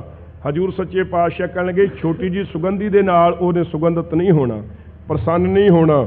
ਸੋ ਕਹਿੰਦੇ ਜਿਹੜਾ ਮਲਿਆਗਰ ਪਰਬਤ ਹੈ, ਸੋ ਜਿਸ ਦੇ ਉੱਪਰ ਬੜੇ ਭਾਰੀ ਚੰਦਨ ਦੇ ਬੂਟੇ ਹਨ, ਜਦੋਂ ਚੇਤ ਦਾ ਮਹੀਨਾ ਆਉਂਦਾ ਉਸ ਮੌਕੇ 'ਤੇ ਹਵਾ ਦੇ ਚੱਲਣ ਤੋਂ ਬਾਂਸ ਆਪਸ ਵਿੱਚ ਖਹਿੰਦੇ ਹਨ। ਉਹਨਾਂ ਦੇ ਘਸਣ ਤੋਂ, ਰਗੜ ਤੋਂ ਅੱਗ ਪੈਦਾ ਹੁੰਦੀ ਹੈ। ਅੱਗ ਪੈਦਾ ਹੋਣ ਤੋਂ ਉਸ ਜੰਗਲ ਨੂੰ ਅੱਗ ਲੱਗਦੀ ਹੈ ਜਦੋਂ ਡੌਂ ਅਗਨੀ। ਸੋ ਕੱਤਕ ਕੂੰਜਾਂ ਚੇਤ ਡੌਂ ਸਾਵਨ ਬਿਜਲੀਆਂ, ਹਜ਼ੂਰ ਨੇ ਬਚਨ ਕੀਤੇ ਹਨ। ਸੋ ਉਸ ਮੌਕੇ 'ਤੇ ਜਦੋਂ ਜੰਗਲ ਬਾਕੀ ਦਾ ਸੜਦਾ ਹੈ ਤੇ ਉਹ ਜਿਹੜੇ ਚੰਦਨ ਦੇ ਬੂਟੇ ਹਨ ਉਹਨਾਂ ਨੂੰ ਵੀ ਅੱਗ ਲੱਗ ਕੇ ਉਹ ਵੀ ਸੜਦੇ ਹਨ। ਉਹਨਾਂ ਵਿੱਚੋਂ ਜਿਹੜੀ ਸੁਗੰਧੀ ਨਿਕਲਦੀ ਹੈ ਤੇ ਧੂ ਉਹਦੇ ਵਿੱਚੋਂ ਜਿਹੜੀ ਆਪਣੇ ਉਹਦੇ ਸੜਨ ਤੋਂ ਸੁਗੰਧੀ ਨਿਕਲਦੀ ਹੈ ਤੇ ਧੁਖਦੀ ਹੈ ਧੂਪ, ਉਹ ਪਰਮੇਸ਼ਰ ਨੂੰ ਸਦਾ ਵਾਸਤੇ ਧੂਪ ਹੋ ਰਹੀ ਹੈ, ਉਹ ਸੁਗੰਧੀ ਮਿਲ ਰਹੀ ਹੈ। ਜਿਹੜਾ ਸਾਰਾ ਹੀ ਮਲਿਆਗਰ ਪਰਬਤ ਹੈ, ਪਰਮੇਸ਼ਰ ਵੱਲ ਨੂੰ ਜਾਈਏ ਤਾਂ ਰਾਹ ਵਿੱਚ ਆਉਂਦਾ ਜਿਹੜਾ, ਸੋ ਉਹ ਸਾਰਾ ਜਿਹੜਾ ਪਹਾੜ ਹੈ ਚੰਦਨ ਦਾ, ਉਹਨੂੰ ਅੱਗ ਲੱਗਣ ਤੋਂ ਉਹਦੇ ਵਿੱਚੋਂ ਜਿਹੜਾ ਧੂੰਆਂ ਨਿਕਲਦਾ, ਜਿਹੜੀ ਸੁਗੰਧੀ ਨਿਕਲਦੀ ਹੈ, ਮਲਿਆਗਰ ਪਰਬਤ ਪ੍ਰਯੰਤ ਇਹ ਉਸ ਪਰਮੇਸ਼ਰ ਨੂੰ ਧੂਪ ਹੋ ਰਿਹਾ ਹੈ, ਪ੍ਰਾਪਤ ਹੋ ਰਿਹਾ ਹੈ। ਹੁਣ ਚਵਰੋ ਕਰੇ, ਕਹਿੰਦੇ ਜੀ ਅਸੀਂ ਤਾਂ ਆਪਣੇ ਹੱਥ ਵਿੱਚ ਲੈ ਕੇ ਚੌਰ ਕਰਦੇ ਹਾਂ। ਹਜ਼ੂਰ ਸੱਚੇ ਪਾਤਸ਼ਾਹ ਕਹਿਣ ਲੱਗੇ ਜਿਹੜੀ ਹਵਾ ਹੈ ਇਹ ਜਦੋਂ ਚੱਲਦੀ ਹੈ ਤੇ ਜਿਹੜੇ ਬਿਰਸ਼ ਹਨ ਇਹਨਾਂ ਦੀਆਂ ਟਹਿਣੀਆਂ ਹਿਲਦੀਆਂ ਹਨ, ਇਹਨਾਂ ਦੀਆਂ ਟੀਸੀਆਂ ਹਿਲਦੀਆਂ ਹਨ। ਚਵਰ ਢੁੱਲਾ ਪਵਣਾ ਲੈ ਫੇਰੀ, ਹਵਾ ਦੇ ਨਾਲ ਜਿਹੜੇ ਬਿਰਸ਼ਾਂ ਦੀਆਂ ਟਾਹਣੀਆਂ ਫੇਰੀਆਂ ਲੈਂਦੀਆਂ ਹਨ, ਕਦੇ ਇਸ ਪਾਸੇ ਨੂੰ ਕਦੇ ਇਸ ਪਾਸੇ ਨੂੰ ਜਾਂਦੀਆਂ ਹਨ। ਇਹ ਸਾਰੇ ਜਿੰਨੀ ਬਨਸਪਤੀ ਆ, ਸਾਰੇ ਜਿੰਨੇ ਬਿਰਸ਼ ਹਨ, ਹਵਾ ਦੇ ਨਾਲ ਇਹਨਾਂ ਦੀਆਂ ਟਹਿਣੀਆਂ ਜਿਹੜੀਆਂ ਹਿਲ ਰਹੀਆਂ ਹਨ, ਇਹ ਸਾਰੀ ਉਸ ਪਰਮੇਸ਼ਰ ਨੂੰ ਪਵਿੱਤਰ ਚੌਰ ਹੋ ਰਹੀ ਹੈ। ਤੁਸੀਂ ਆ ਥੋੜੇ ਜਿਹੇ ਵਾਲਾਂ ਵਾਲੀ ਚੌਰ ਕਰਕੇ ਕੀ ਕਰੋਗੇ? ਸਗਲ ਬਨ ਰਾਏ ਫੁਲੰਤ ਜੋਤੀ, ਕਹਿੰਦੇ ਜੀ ਫੂਲੰਤ ਭਾਈ, ਫੁਲੰਤ ਨਹੀਂ। ਸੋ ਕਹਿੰਦੇ ਜੀ ਇਸ ਪ੍ਰਕਾਰ ਅਸੀਂ ਤਾਂ ਫੁੱਲ ਚਾੜਦੇ ਹਾਂ, ਆ ਫੁੱਲਾਂ ਦੀਆਂ ਮਾਲਾ ਭੇਟਾ ਕਰਦੇ ਹਾਂ। ਤੁਸੀਂ ਦੱਸੋ ਕਿਹੜੇ ਫੁੱਲ ਚੜ੍ਹ ਰਹੇ ਨੇ?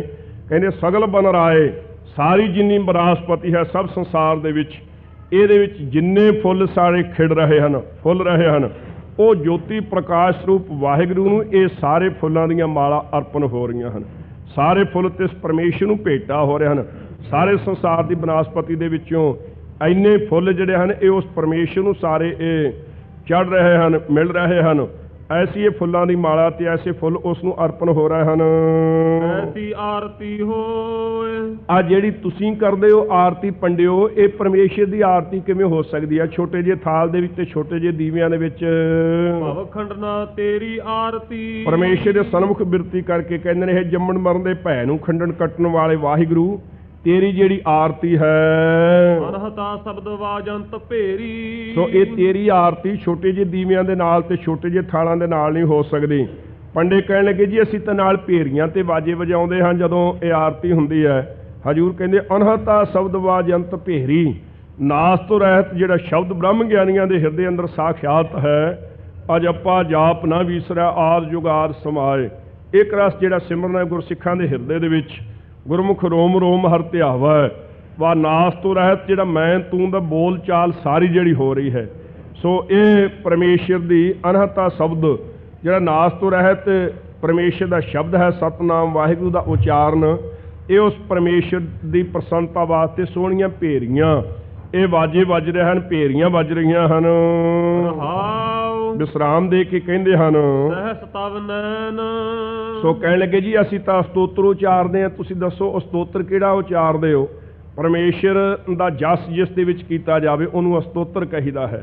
ਤੁਸੀਂ ਦੱਸੋ ਜੀ ਉਹ ਸਤੋਤਰ ਕਿਹੜਾ ਕਰਦੇ ਹੋ? ਅਸੀਂ ਤਾਂ ਵਿਰਾਟ ਰੂਪ ਪਰਮੇਸ਼ਰ ਨੂੰ ਕਥਨ ਕਰਦੇ ਹਾਂ। ਹਜ਼ੂਰ ਕਹਿਣ ਲੱਗੇ ਇਹ ਵੇਖੋ ਭਾਈ ਅਸੀਂ ਵੀ ਸਤੋਤਰ ਉਚਾਰਦੇ ਹਾਂ। ਸਹਿਸ ਤਵ ਨੈਣ, ਹੇ ਵਾਹਿਗੁਰੂ ਪਰਮੇਸ਼ਰ ਸਰਗੁਣ ਸਰੂਪ ਦੇ ਵਿੱਚ ਤੇਰੇ ਹਜ਼ਾਰਾਂ ਨੇਤਰ ਹਨ। ਜਿੰਨੇ ਸਾਰੀ ਸ੍ਰਿਸ਼ਟੀ ਦੇ ਨੇਤਰ ਹਨ ਇਹ ਸਾਰੇ ਤੇਰੇ ਹੀ ਹਨ। ਭਾਈ ਨੰਦ ਲਾਲ ਜੀ ਗੁਰਮੁਖ ਪਿਆਰੇ ਬ੍ਰਹਮ ਗਿਆਨੀ ਸਤਿਗੁਰੂ ਕਲਗੀਧਰ ਜੀ ਦੀ ਬਖਸ਼ਿਸ਼ ਨੂੰ ਪ੍ਰਾਪਤ ਹੋਏ ਹੋਏ ਜਿਵੇਂ ਕਹਿ ਰਹੇ ਹਨ, ਨੂਰ ਦਰ ਹਰ ਚਿਸ਼ਮ ਗੁਰ ਗੋਬਿੰਦ ਸਿੰਘ, ਰੂਹ ਦਰ ਹਰ ਜਿਸਮ ਗੁਰ ਗੋਬਿੰਦ ਸਿੰਘ। ਜਿੰਨੀਆਂ ਦੇਹਾਂ ਹਨ ਇਹਨਾਂ ਸਾਰਿਆਂ ਵਿੱਚ ਰੂਹ ਚੇਤਨ ਸੱਤਾ ਗੁਰੂ ਗੋਬਿੰਦ ਸਿੰਘ ਸਾਹਿਬ ਸੱਚੇ ਪਾਤਸ਼ਾਹ ਜੀ ਦੀ ਹੈ। ਇਹ ਜਿੰਨੇ ਸਾਰੇ ਨੇਤਰ ਹਨ ਇਹਨਾਂ ਵਿੱਚ ਪ੍ਰਕਾਸ਼ ਜਲਵਾ ਰੌਸ਼ਨੀ ਜੋ ਹੈ ਇਹ ਗੁਰੂ ਗੋਬਿੰਦ ਸਿੰਘ ਸਾਹਿਬ ਸੱਚੇ ਪਾਤਸ਼ਾਹ ਮਹਾਰਾਜ ਸਾਹਿਬ ਜੀ ਦੀ ਆਪਣੀ ਹੈ। ਸੋ ਹਜ਼ਾਰਾਂ ਹੀ ਨੇਤਰ ਹਨ ਤੇਰੇ। ਵਿਰਾਟ ਸਰੂਪ ਦੇ ਵਿੱਚ ਤੇਰੇ ਹਜ਼ਾਰਾਂ ਨੇਤਰ ਹਨ। ਸਰਗੁਣ ਸਰੂਪ ਦੇ ਵਿੱਚ ਸਾਰੀ ਦੁਨੀਆ ਦੇ ਨੇਤਰ ਤੇਰੇ ਨੇਤਰ ਬਣ ਰਹੇ ਹਨ, ਅੱਖਾਂ ਬਣ ਰਹੀਆਂ ਹਨ। ਨਾਨ ਨੈਣ ਹੈ ਤੋਹੇ ਕਾ, ਨਿਰਗੁਣ ਸਰੂਪ ਦੇ ਵਿੱਚ ਤੇਰਾ ਨਹੀਂ ਹੈ ਕੋਈ ਵੀ ਨੇਤਰ, ਰੂਪ ਰੇਖ ਆਕਾਰ ਤੋਂ ਰਹਿਤ ਹੈ। ਨਿਰਗੁਣ ਸਰੂਪ ਦੇ ਵਿੱਚ ਤੇਰਾ ਨਹੀਂ ਹੈ ਕੋਈ ਵੀ ਇੱਕ ਵੀ ਨੇਤਰ ਨਹੀਂ ਹੈ। ਸਹਿਸ ਮੂਰਤ ਨਨਾ ਏਕ ਤੋਹੀ, ਸਹਿਸ ਮੂਰਤ ਹਜ਼ਾਰਾਂ ਹੀ ਮੂਰਤਾਂ ਹੈ ਜਿਹੜੀਆਂ ਹਨ ਇਹ ਪਰਮੇਸ਼ਰ ਤੇਰੀਆਂ ਬਣ ਰਹੀਆਂ ਹਨ। ਉਹ ਆ ਮੂਰਤਾਂ ਕਾਗਜ਼ ਦੀਆਂ ਨਹੀਂ ਸਮਝਣੀਆਂ, ਕੋਈ ਪੱਥਰ ਦੀਆਂ ਜਾਂ ਤਾਂਬੇ ਜਾਂ ਚਾਂਦੀ ਜਾਂ ਇਹੋ ਜਿਹੀਆਂ ਲੱਕੜ ਦੀਆਂ ਨਹੀਂ ਸਮਝਣੀਆਂ। ਮੂਰਤੀਆਂ ਨਾਮ ਆ ਜਿੰਨੀਆਂ ਦੇਹਾਂ ਹਨ। ਸੋ ਅੰਡਜ ਖਾਣੇ ਦੀਆਂ, ਜੇਰਜ ਖਾਣੇ ਦੀਆਂ, ਸੇਤਜ ਉਤਪੁਜ ਖਾਣੇ ਦੀਆਂ ਜਿੰਨੀਆਂ ਮੂਰਤਾਂ ਸ਼ਕਲਾਂ ਹਨ ਇਹ ਵਾਹਿਗੁਰੂ ਤੇਰੀਆਂ ਹੀ ਹਨ। ਸਗਲ ਭਵਨ ਕੀ ਮੂਰਤ ਏਕਾ ਮੁਖ ਤੇਰਾ ਟਕਸਾਲਾ। ਇਸ ਪ੍ਰਕਾਰ ਸੋ ਸਹਿਸ ਮੂਰਤ ਹਜ਼ਾਰਾਂ ਹੀ ਤੇਰੀਆਂ ਇਹ ਮੂਰਤ ਤੇਰੇ ਇਹ ਸਰੂਪ ਬਣ ਰਹੇ ਹਨ ਸਰਗੁਣ ਸਰੂਪ ਦੇ ਵਿੱਚ। ਨਨਾ ਏਕ ਤੋਹੀ ਨਿਰਗੁਣ ਸਰੂਪ ਦੇ ਵਿੱਚ ਤੇਰੀ ਕੋਈ ਵੀ ਮੂਰਤੀ ਨਹੀਂ ਹੈ, ਉਹ ਤੂੰ ਅਕਾਲ ਮੂਰਤ ਹੈ। ਕਾਲ ਤੋਂ ਰਹਿਤ ਤੇਰੇ ਮੂਰਤ ਸਰੂਪ ਹਸਤੀ ਹੈ। ਉੱਥੇ ਮੂਰਤ ਨਾਮ ਹਸਤੀ ਦਾ ਹੈ, ਸਰੂਪ ਦਾ ਹੈ, ਹੋਂਦ ਦਾ ਹੈ। ਸੋ ਇਹ ਵਾਹਿਗੁਰੂ ਅਕਾਲ ਮੂਰਤ ਹੈ, ਸਾਧ ਸੰਤਨ ਕੀ ਠਾਹਰ ਨੀਕੀ ਧਿਆਨ ਕਉ। ਨਿਰਗੁਣ ਸਰੂਪ ਦੇ ਵਿੱਚ ਤੇਰਾ ਕੋਈ ਆਕਾਰ ਨਹੀਂ ਹੈ। ਸਹਸ ਪਦ ਬਿਮਲ ਸਰਗੁਣ ਸਰੂਪ ਦੇ ਵਿੱਚ ਅਥਵਾ ਵਿਰਾਟ ਸਰੂਪ ਦੇ ਵਿੱਚ ਹਜ਼ਾਰਾਂ ਤੇਰੇ ਬਿਮਲ ਮੈਲ ਤੋਂ ਰਹਿਤ ਉਜਲ ਤੇਰੇ ਪਦ ਚਰਨ ਹਨ। ਭਗਤਾਂ ਦੇ ਧਿਆਨ ਕਰਨੇ ਯੋਗ, ਜਿਨ੍ਹਾਂ ਚਰਨਾਂ ਨਾਲ ਚੱਲ ਕੇ ਆਪਣੇ ਭਗਤਾਂ ਦੀ ਸਹਾਇਤਾ ਜਾ ਕੇ ਕਰਦੇ ਹੋ। ਨਰ ਏਕ ਪਦ ਨਿਰਗੁਣ ਸਰੂਪ ਦੇ ਵਿੱਚ ਤੁਹਾਡਾ ਇੱਕ ਵੀ ਚਰਨ ਨਹੀਂ ਹੈ। ਗੰਧ ਬਿਨ ਨਿਰਗੁਣ ਸਰੂਪ ਤੁਹਾਡਾ ਨਾਸਾਂ ਤੋਂ ਬਿਨਾਂ ਹੈ, ਕੋਈ ਇੱਕ ਵੀ ਨਾਸਕਾ ਤੁਹਾਡੀ ਨਹੀਂ ਹੈ ਸੁਗੰਧੀ ਲੈਣ ਵਾਲੀ। ਸਹਸ ਤਵ ਗੰਧ ਤੇ ਸਰਗੁਣ ਸਰੂਪ ਦੇ ਵਿੱਚ ਹਜ਼ਾਰਾਂ ਇਹ ਨਾਸਕਾਂ ਤੇਰੀਆਂ ਹੀ ਬਣ ਰਹੀਆਂ ਨੇ। ਇਹ ਵਾਹਿਗੁਰੂ ਇਵ ਚਲਤ ਮੋਹੀ ਇਹੋ ਜਿਹੇ ਚਲਤ ਕੌਤੁਕ ਨੂੰ ਵੇਖ ਕਰਕੇ ਸਾਡੀ ਜਿਗਿਆਸੂਆਂ ਦੇ ਚਿੱਤ ਦੀ ਬਿਰਤੀ ਤੇਰੇ ਵਿੱਚ ਮੋਹਤ ਹੋ ਰਹੀ ਹੈ। ਐਸੇ ਤੇਰੇ ਆਸ਼ਚਰਜੀ ਕੌਤੁਕ ਵੇਖ ਕਰਕੇ ਸਭ ਮਹਿ ਜੋਤ ਜੋਤ ਹੈ ਸੋ। ਸੋ ਇਸ ਪ੍ਰਕਾਰ ਇਹ ਅਸਤੋਤਰ ਸੁਣ ਕੇ ਬੜੇ ਇਹ ਚਿੱਤ ਵਿੱਚ ਪ੍ਰਸੰਨ ਹੋਏ। ਪੰਡੇ ਕਹਿਣ ਲੱਗੇ ਜੀ ਤੁਸੀਂ ਦੱਸੋ ਕਿ ਕਿਹੜੀ ਜੋਤ ਤੋਂ ਇਹ ਬਾਕੀ ਦੀਆਂ ਜੋਤਾਂ ਤੁਸੀਂ ਇਹ ਪ੍ਰਕਾਸ਼ਕ ਹੋ ਰਹੀਆਂ ਤੁਸੀਂ ਮੰਨਦੇ ਹੋ। ਸੋ ਕਹਿਣ ਲੱਗੇ ਕਿ ਸਾਡੇ ਪਾਸ ਇੱਕ ਵੱਡੀ ਭਾਰੀ ਜੋਤ ਹੈ, ਅਖੰਡ ਜੋਤ। ਉਸ ਅਖੰਡ ਜੋਤ ਤੋਂ ਪੰਡਾ ਆ ਕੇ ਬਾਕੀ ਦੇ ਦੀਵੇ ਤੇ ਜੋਤਾਂ ਜਗਾਉਂਦਾ ਹੈ। ਤੁਸੀਂ ਦੱਸੋ ਕਿਹੜੀ ਉਹ ਅਖੰਡ ਜੋਤ ਹੈ ਜਿਸ ਤੋਂ ਬਾਕੀ ਦੇ ਜਿਹੜੇ ਇਹ ਖਟ ਜੋਤੀ ਹਨ ਪ੍ਰਕਾਸ਼ ਰਹਿਣ। ਚੰਦਰਮਾ, ਸੂਰਜ, ਤਾਰੇ ਆਦਿਕ, ਅਗਨੀ, ਬਿਜਲੀ, ਬੁੱਧੀ, ਇਹ 6 ਜਿਹੜੇ ਪ੍ਰਕਾਸ਼ਕ ਹਨ। ਇਹ ਦੱਸੋ ਤੁਸੀਂ ਇਹ ਕਿਵੇਂ ਤੁਹਾਡੇ ਦੀਵੇ ਇਹ ਕਿਵੇਂ ਪ੍ਰਕਾਸ਼ ਰਹੇ ਨੇ। ਹਜ਼ੂਰ ਕਹਿੰਦੇ ਹਨ ਸਭ ਮੈਂ ਜੋਤ ਜੋ ਸਾਰਿਆਂ ਵਿੱਚ ਪਰਮੇਸ਼ਰ ਦੀ ਜੋਤ ਹੈ। ਜੋ ਜਾਗਤ ਜੋਤ ਜਪੈ ਨੇ ਸਬਾਸਰ ਦਸਮ ਸਰੂਪ ਵਿੱਚ ਜਿਸ ਜੋਤ ਬਾਰੇ ਕਿਹਾ ਹੈ। ਜਾਗਤ ਜੋਤ ਜਪੈ ਨੇ ਸਬਾਸਰ ਏਕ ਬਿਨਾ ਮਨ ਨਾਇਕ ਨ ਆਨੈ। ਜੋ ਜਿਮੀ ਜਮਾਨ ਕੇ ਬਿਖੈ ਸਮਸਤ ਏਕ ਜੋਤ ਹੈ। ਨਾ ਘਾਟ ਹੈ ਨਾ ਬਾੜ ਹੈ ਨਾ ਘਾਟ ਬਾੜ ਹੋਤ ਹੈ। ਸੋ ਇੱਕ ਰਸ ਜੋ ਅਖੰਡਾਕਾਰ ਜੋਤ ਹੈ ਪਰਮੇਸ਼ਰ ਦੀ ਸਦਾ ਵਾਸਤੇ ਜਾਗਦੀ ਜੋਤ। ਸੋ ਇਸ ਪ੍ਰਕਾਰ ਤਤ ਨਿਰੰਜਨ ਜੋਤ ਸਬਾਈ ਸੋਹੰ ਭੇਦ ਨ ਕੋਈ ਜੀਓ। ਅਪਰੰਪਰ ਪਾਰ ਬ੍ਰਹਮ ਪਰਮੇਸ਼ਰ ਨਾਨਕ ਗੁਰ ਮਿਲਿਆ ਸੋਈ ਜੀਓ। ਉਹ ਜਿਹੜੀ ਸਭ ਮੈਂ ਜੋਤ ਸਾਰਿਆਂ ਵਿੱਚ ਜਿਹੜੀ ਜੋਤ ਕੰਮ ਕਰ ਰਹੀ ਹੈ, ਜਿਸ ਜੋਤ ਕਰਕੇ ਅੱਖਾਂ ਨਾਲ ਵੇਖ ਰਹੇ ਹਾਂ, ਕੰਨਾਂ ਨਾਲ ਸੁਣ ਰਹੇ ਹਾਂ, ਜ਼ੁਬਾਨ ਨਾਲ ਬੋਲ ਰਹੇ ਹਾਂ, ਪੈਰਾਂ ਨਾਲ ਤੁਰ ਰਹੇ ਹਾਂ, ਹੱਥਾਂ ਨਾਲ ਕੰਮ ਕਰ ਰਹੇ ਹਾਂ, ਬੁੱਧੀ ਨਾਲ ਸੰਕਲਪ ਨਿਸ਼ਚੇ ਕਰ ਰਹੇ ਹਾਂ, ਮਨ ਨਾਲ ਸੰਕਲਪ ਉਠਾ ਰਹੇ ਹਾਂ, ਸਾਰੇ ਸਰੀਰਾਂ ਦੀ ਕਿਰਿਆ ਹੋ ਰਹੀ ਹੈ, ਹਰਕਤ ਹੋ ਰਹੀ ਹੈ ਸਭ ਸੰਸਾਰ ਦੀ। ਉਹ ਜਿਹੜੀ ਸਾਰਿਆਂ ਦੇ ਵਿੱਚ ਜੋਤ ਹੈ ਸੋਏ, ਉਹ ਅਖੰਡ ਜੋਤ ਹੈ, ਸਭ ਤੋਂ ਵੱਡੀ ਜੋਤ ਹੈ। ਜਿਸ ਕੈ ਚਾਨਣ ਇਸ ਉਸ ਅਖੰਡ ਜੋਤ ਦੇ ਪ੍ਰਕਾਸ਼ ਕਰਕੇ ਸਭ ਮਹਿ ਚਾਨਣ ਹੋ। ਸਾਰਿਆਂ ਦੇ ਵਿੱਚ ਚਾਨਣ ਪ੍ਰਕਾਸ਼ ਹੋ ਰਿਹਾ। ਉਸ ਦੀ ਸੱਤਾ ਦੇ ਨਾਲ ਇਹ ਤਾਰੇ ਜਿਹੜੇ ਹਨ ਚਮਕ ਡਲਕਾ ਮਾਰ ਰਹੇ ਹਨ। ਚੰਦਰਮਾ ਪ੍ਰਕਾਸ਼ ਰਿਹਾ ਹੈ, ਸੂਰਜ ਚਾਨਣ ਕਰ ਰਿਹਾ ਹੈ, ਅਗਨੀ ਦੇ ਵਿੱਚ ਪ੍ਰਕਾਸ਼ ਹੈ। ਸੋ ਉਸ ਜੋਤ ਦੇ ਕਰਕੇ ਸਾਰਿਆਂ ਇਹ ਖਟ ਜੋਤੀਆਂ ਦੇ ਵਿੱਚ ਉਹ ਚਾਨਣ ਹੋ ਰਿਹਾ ਹੈ। ਗੁਰ ਸਾਖੀ ਜੋਤ ਪ੍ਰਗਟ ਹੋ। ਕਹਿੰਦੇ ਜੀ ਸਾਡੀ ਤਾਂ ਉਸ ਜੋਤ ਨੂੰ ਪੰਡਾ ਜਗਾਉਂਦਾ ਹੈ। ਇਹ ਤੁਹਾਡੀ ਜੋਤ ਕਿਵੇਂ ਜਗਦੀ ਹੈ? ਕਹਿੰਦੇ ਗੁਰ ਸਾਖੀ ਜੋਤ ਪ੍ਰਗਟ ਹੋਏ। ਗੁਰੂ ਕੀ ਸਿੱਖਿਆ ਦੁਆਰਾ ਇਹ ਜੋਤ ਹਿਰਦੇ ਵਿੱਚ ਪ੍ਰਗਟ ਹੁੰਦੀ ਹੈ, ਐਵੇਂ ਨਹੀਂ। ਜਦੋਂ ਤੱਕ ਗੁਰੂ ਕੀ ਸਿੱਖਿਆ ਨਹੀਂ ਕੋਈ ਲੈਂਦਾ, ਆਪਣੀ ਮਨ ਮਤ ਵਰਤਦਾ, ਤਦੋਂ ਤੱਕ ਉਸ ਅਖੰਡ ਜੋਤ ਦੇ ਦਰਸ਼ਨ ਕਦੇ ਨਹੀਂ ਹੁੰਦੇ। ਸੋ ਤਾਈਏ ਬਚਨ ਹਨ ਗੁਰ ਕੀ ਮਤ ਤੂੰ ਲਿਹ ਇਆਨੇ, ਭਗਤ ਬਿਨਾ ਬਹੁ ਡੂਬੇ ਸਿਆਨੇ। ਮਨ ਕੀ ਮਤ ਤਿਆਗੋ ਹਰਜਨ ਇਹਾ ਬਾਤ ਕਠੈਨੀ। ਗੁਰੂ ਕੀ ਸਿੱਖਿਆ ਜਿਹੜੇ ਗੁਰੂ ਕੇ ਪਿਆਰੇ ਗ੍ਰਹਿਣ ਕਰਦੇ ਹਨ ਉਹਨਾਂ ਨੂੰ ਉਹ ਜੋਤ ਸਾਖਿਆਤ ਹੁੰਦੀ ਹੈ। ਹਜ਼ੂਰ ਦੇ ਬਚਨ ਹਨ ਗੁਰਸਿੱਖ ਮੀਤ ਚਲੋ ਗੁਰ ਚਾਲੀ, ਜੋ ਗੁਰ ਕਹੈ ਸੋਈ ਪਲ ਮਾਨੋ ਹਰ ਹਰ ਕਥਾ ਨਿਰਾਲੀ। हे गुरु के सिखो, गुरु की चलाई हुई रीति मर्यादा अनुसार गुरु की सिक्ख्या अनुसार चलो। जो सतगुरु जी कहते ने उन्होंने भला करके मनो। सो हर हर परमेश्वर की प्राप्ति वाली यही निराली अनोखी चंगी रीति है, बाकी होर कोई नीति चंगी रीति चंगी नहीं। सो कहते हैं गुरु की सिक्ख्या ग्रहण करने करके, गुरु की सिक्ख्या अनुसार चलने करके सो वो जोत जी अखंड जोत हिरदे विच साक्षात हुंदी प्रगट हुंदी है। जोत सुभावै जी सो आरती हो। कहंदे जी ये गल मन लई तुसीं थाल भी बड़ा सोहना दस्सिया है, तुसीं विच ये जोतां भी चंगियां दस दित्तियां ने ते असीं तां थाल फेरदे हां, उच्चा नीवा अगांह पिछां करदे हां, ये आरती दा होना हुंदा है। तुसीं दसो कि आरती हो किवें रही है? ਇਹ ਸਮਗਰੀ ਤਾਂ ਤੁਸੀਂ ਕਥਨ ਕਰ ਦਿੱਤੀ, ਤੇ ਆਰਤੀ ਹੋ ਕਿਵੇਂ ਰਹੀ ਹੈ? ਹਜੂਰ ਕਹਿੰਦੇ ਜੋ ਤਿਸ ਭਾਵ ਹੈ, ਜੋ ਤਿਸ ਪਰਮੇਸ਼ਰ ਨੂੰ ਪਾਉਂਦਾ ਹੈ। ਜਲ ਤੇ ਥਲ ਕਰ ਥਲ ਤੇ ਕੂਆ, ਕੂਪ ਤੇ ਮੇਰ ਕਰਾਵੈ, ਧਰਤੀ ਤੇ ਆਕਾਸ਼ ਚੜਾਵੈ, ਚੜ੍ਹੇ ਆਕਾਸ਼ ਗਿਰਾਵੈ। ਕਦੇ ਖਿਨਮੈ ਨੀਚ ਕੀਟ ਕਉ ਰਾਜ, ਪਾਰ ਬ੍ਰਹਮ ਗਰੀਬ ਨਿਵਾਜ। ਕਦੇ ਨਦਰ ਉਹ ਪੱਠੀ ਜੇ ਕਰੇ, ਸੁਲਤਾਨਾ ਕਾਹੋ ਕਰਾਇੰਦਾ, ਦਰ ਮੰਗਨ ਭਿਖ ਨਾ ਪਾਇੰਦਾ। ਰਾਜ ਤੇ ਕੀਟ ਕੀਟ ਤੇ ਸੁਰਪਤ ਕਰ, ਦੋਖ ਜਠਰ ਕਉ ਭਰਤੇ। ਜੋ ਤਿਸ ਪਰਮੇਸ਼ਰ ਨੂੰ ਪਾਉਂਦਾ ਹੈ ਤੇ ਜੋ ਇਹ ਵਰਤਾਰਾ ਵਰਤ ਰਿਹਾ ਹੈ, ਸੋ ਆਰਤੀ ਹੋਏ। ਇਹ ਪਰਮੇਸ਼ਰ ਦੀ ਆਰਤੀ ਹੋ ਰਹੀ ਹੈ। ਅਥਵਾ ਜੋ ਪਰਮੇਸ਼ਰ ਨੂੰ ਪਾਉਂਦਾ ਹੈ ਉਹਨੂੰ ਅਸੀਂ ਮਿੱਠਾ ਕਰਕੇ ਮੰਨਦੇ ਹਾਂ। ਜੋ ਤੁਧ ਭਾਵੈ ਸਾਈ ਭਲੀ ਕਾਰ, ਤੂੰ ਸਦਾ ਸਲਾਮਤ ਨਿਰੰਕਾਰ। ਤੇਰਾ ਕੀਆ ਮੀਠਾ ਲਾਗੈ, ਹਰ ਨਾਮ ਪਦਾਰਥ ਨਾਨਕ ਮੰਗੈ। ਪਰਮੇਸ਼ਰ ਦੇ ਭਾਣੇ ਵਿੱਚ ਪ੍ਰਸੰਨ ਰਹਿ ਕੇ ਜਿਹੜਾ ਉਹਦੀ ਆਗਿਆ ਵਿੱਚ ਪ੍ਰਸੰਨ ਹੋ ਕੇ ਚੱਲਣਾ ਹੈ, ਇਹ ਤਿਸ ਪਰਮੇਸ਼ਰ ਦੀ ਆਰਤੀ ਦਾ ਹੋਣਾ ਹੈ। ਇਸ ਤਰੀਕੇ ਨਾਲ ਪਰਮੇਸ਼ਰ ਦੀ ਆਰਤੀ ਹੋ ਰਹੀ ਹੈ। ਹਰ ਚਰਨ ਕਮਲ ਮਕਰੰਦ, ਲੋਭਿਤ ਮਨੋ। ਸੋ ਮੰਗ ਮੰਗੀ ਦੀ ਹੈ। ਕਹਿੰਦੇ ਜੀ ਜਦੋਂ ਆਰਤੀ ਕਰੀਏ ਤੁਸੀਂ ਕਿਹੜੀ ਮੰਗ ਮੰਗਦੇ ਹੋ? ਹਜੂਰ ਸੱਚੇ ਪਾਤਸ਼ਾਹ ਕਹਿਣ ਲੱਗੇ, ਜਿਵੇਂ ਅੱਜ ਅੰਮ੍ਰਿਤ ਵੇਲੇ ਬਚਨ ਸਨ, ਮੇਰੇ ਲਾਲ ਭਲੋ ਰੇ ਭਲੋ ਰੇ ਭਲੋ ਹਰ ਮੰਗਣਾ। ਸਾਰੀਆਂ ਮੰਗਾਂ ਭਲੀਆਂ ਤੋਂ ਭਲੀਆਂ ਮੰਗਾਂ ਦੇ ਵਿੱਚੋਂ ਇਹੀ ਮੰਗ ਚੰਗੀ ਹੈ ਜਿਹੜੇ ਪਰਮੇਸ਼ਰ ਨੂੰ ਹੀ ਮੰਗ ਲੈਣਾ ਹੈ ਕਿ ਪਰਮੇਸ਼ਰ ਤੂੰ ਹੀ ਸਾਡੇ ਹਿਰਦੇ ਵਿੱਚ ਆ ਕੇ ਸਾਖਿਆਤ ਹੋ, ਹੋਰ ਸਾਨੂੰ ਕਿਸੇ ਚੀਜ਼ ਦੀ ਲੋੜ ਹੀ ਨਹੀਂ। ਜਿੱਥੇ ਰਾਜਾ ਆ ਜਾਵੇ ਉੱਥੇ ਕੀ ਮਜਾਲ ਹੈ ਕਿ ਵਜ਼ੀਰ ਤੇ ਬਾਕੀ ਦੇ ਅਹਿਲਕਾਰ ਨਾ ਆਉਣ ਤੇ ਉੱਥੇ ਪਦਾਰਥ ਸਾਰੇ ਨਾ ਆਉਣ। ਜਿੱਥੇ ਪਰਮੇਸ਼ਰ ਹੀ ਹਿਰਦੇ ਵਿੱਚ ਸਾਖਿਆਤ ਹੋ ਗਿਆ, ਬਾਕੀ ਕਿਹੜੀ ਚੀਜ਼ ਦੀ ਉੱਥੇ ਥੁੜ ਰਹਿ ਜਾਣੀ ਹੈ। ਇਸ ਵਾਸਤੇ ਹੋਰ ਕੋਈ ਮੰਗ ਹੀ ਕੀ ਮੰਗਣੀ ਹੈ? ਸਭ ਤੋਂ ਵੱਡੀ ਮੰਗ ਪਰਮੇਸ਼ਰ ਨੂੰ ਹੀ ਪ੍ਰਾਪਤ ਕਰ ਲੈਣਾ, ਮੰਗ ਲੈਣਾ, ਇਹੀ ਵੱਡੀ ਮੰਗ ਹੈ। ਜਿਵੇਂ ਭਾਈ ਹਿੰਮੇ ਨੇ ਕਿਹਾ ਸੀ, ਹੇ ਸਤਿਗੁਰੂ ਜੀ ਕਿਰਪਾ ਕਰੋ, ਸਭ ਕਿਛ ਤੁਮਰਾ ਹਾਥ ਪ੍ਰਭ ਆਪ ਕਰਾ ਕਰਾਏ। ਸੋ ਸਾਸ ਸਾਸ ਸਿਮਰਤ ਰਹਾ, ਨਾਨਕ ਦਾਨ ਪਾਏ। ਸੋ ਨਾਨਕ ਜਾਚ ਦਰ ਤੇਰਾ ਪ੍ਰਭ, ਤੁਧਰੋਂ ਮੰਗੈ ਦਾਨ। ਮਹਾਰਾਜ ਤੇਰੇ ਮੰਗਤੇ ਹੈ, ਅਸੀਂ ਤਾਂ ਤੇਰਾ ਹੀ ਦਾਨ ਮੰਗਦੇ ਹਾਂ, ਤੂੰ ਹੀ ਸਾਡੇ ਹਿਰਦੇ ਵਿੱਚ ਸਾਖਿਆਤ ਹੋ, ਸਾਨੂੰ ਹੋਰ ਕਿਸੇ ਚੀਜ਼ ਦੀ ਲੋੜ ਹੀ ਨਹੀਂ ਹੈ। ਇਸ ਪ੍ਰਕਾਰ ਅਸੀਂ ਮੰਗਦੇ ਹਾਂ, ਹਰ ਚਰਨ ਕਮਲ ਮਕਰੰਦ ਲੋਭਿਤ ਮਨੋ। ਹੇ ਵਾਹਿਗੁਰੂ ਤੇਰੇ ਚਰਨ ਕਮਲਾਂ ਦੀ ਨਿਆਈ ਹਨ, ਉਹਨਾਂ ਦੇ ਉੱਪਰ ਮਕਰੰਦ ਧੂੜਾ ਹੈ ਜਿਹੜਾ ਭਗਤੀ ਰੂਪ, ਧੂੜਾ ਹੈ ਜਿਹੜਾ ਸਰਦਾ ਰੂਪ, ਉਹਦੇ ਵਿੱਚ ਸਾਡਾ ਮਨ ਭੌਰਾ ਬਣ ਕੇ ਲੋਭ ਤੋਂ ਲੁਭਾਇਮਾਨ ਹੋ ਰਿਹਾ ਹੈ। ਸੋ ਪ੍ਰੇਮੀ ਹੋ ਰਿਹਾ ਹੈ। ਅਨ ਦਿਨ ਮੋਹਿ ਆਹੀ ਪਿਆਸਾ। ਤੁਹਾਡੇ ਚਰਨ ਕਮਲਾਂ ਦੀ ਜਿਹੜੀ ਧੂੜ ਹੈ ਸਰਦਾ ਰੂਪ, ਉਹਨੂੰ ਪ੍ਰਾਪਤ ਕਰਨ ਵਾਸਤੇ ਦਿਨੇ ਰਾਤ ਮੋਹੇ ਮੇਰੇ ਮਨ ਦੇ ਵਿੱਚ ਆਹੀ ਹੈ ਲੱਗੀ ਹੋਈ ਪਿਆਸ, ਇੱਛਾ। ਸਾਡੇ ਮਨ ਦੇ ਵਿੱਚ ਦਿਨੇ ਰਾਤ ਇਹ ਇੱਛਾ ਲੱਗੀ ਹੋਈ ਹੈ, ਹੇ ਵਾਹਿਗੁਰੂ ਤੇਰੇ ਚਰਨ ਕਮਲਾਂ ਦਾ ਜਿਹੜਾ ਇਹ ਸਰਦਾ ਰੂਪ ਧੂੜਾ ਹੈ, ਪ੍ਰੇਮ ਰੂਪ ਧੂੜਾ ਹੈ, ਇਹਦੇ ਵਿੱਚ ਸਾਡਾ ਮਨ ਭੌਰਾ ਬਣ ਕੇ ਲੱਗ ਜਾਵੇ। ਸੋ ਗਰੀਬ ਨਵਾਜ਼ ਸੱਚੇ ਪਾਤਸ਼ਾਹ ਜੀ ਨੇ ਜਿਵੇਂ ਬਚਨ ਫਰਮਾਏ ਹਨ, ਸੋ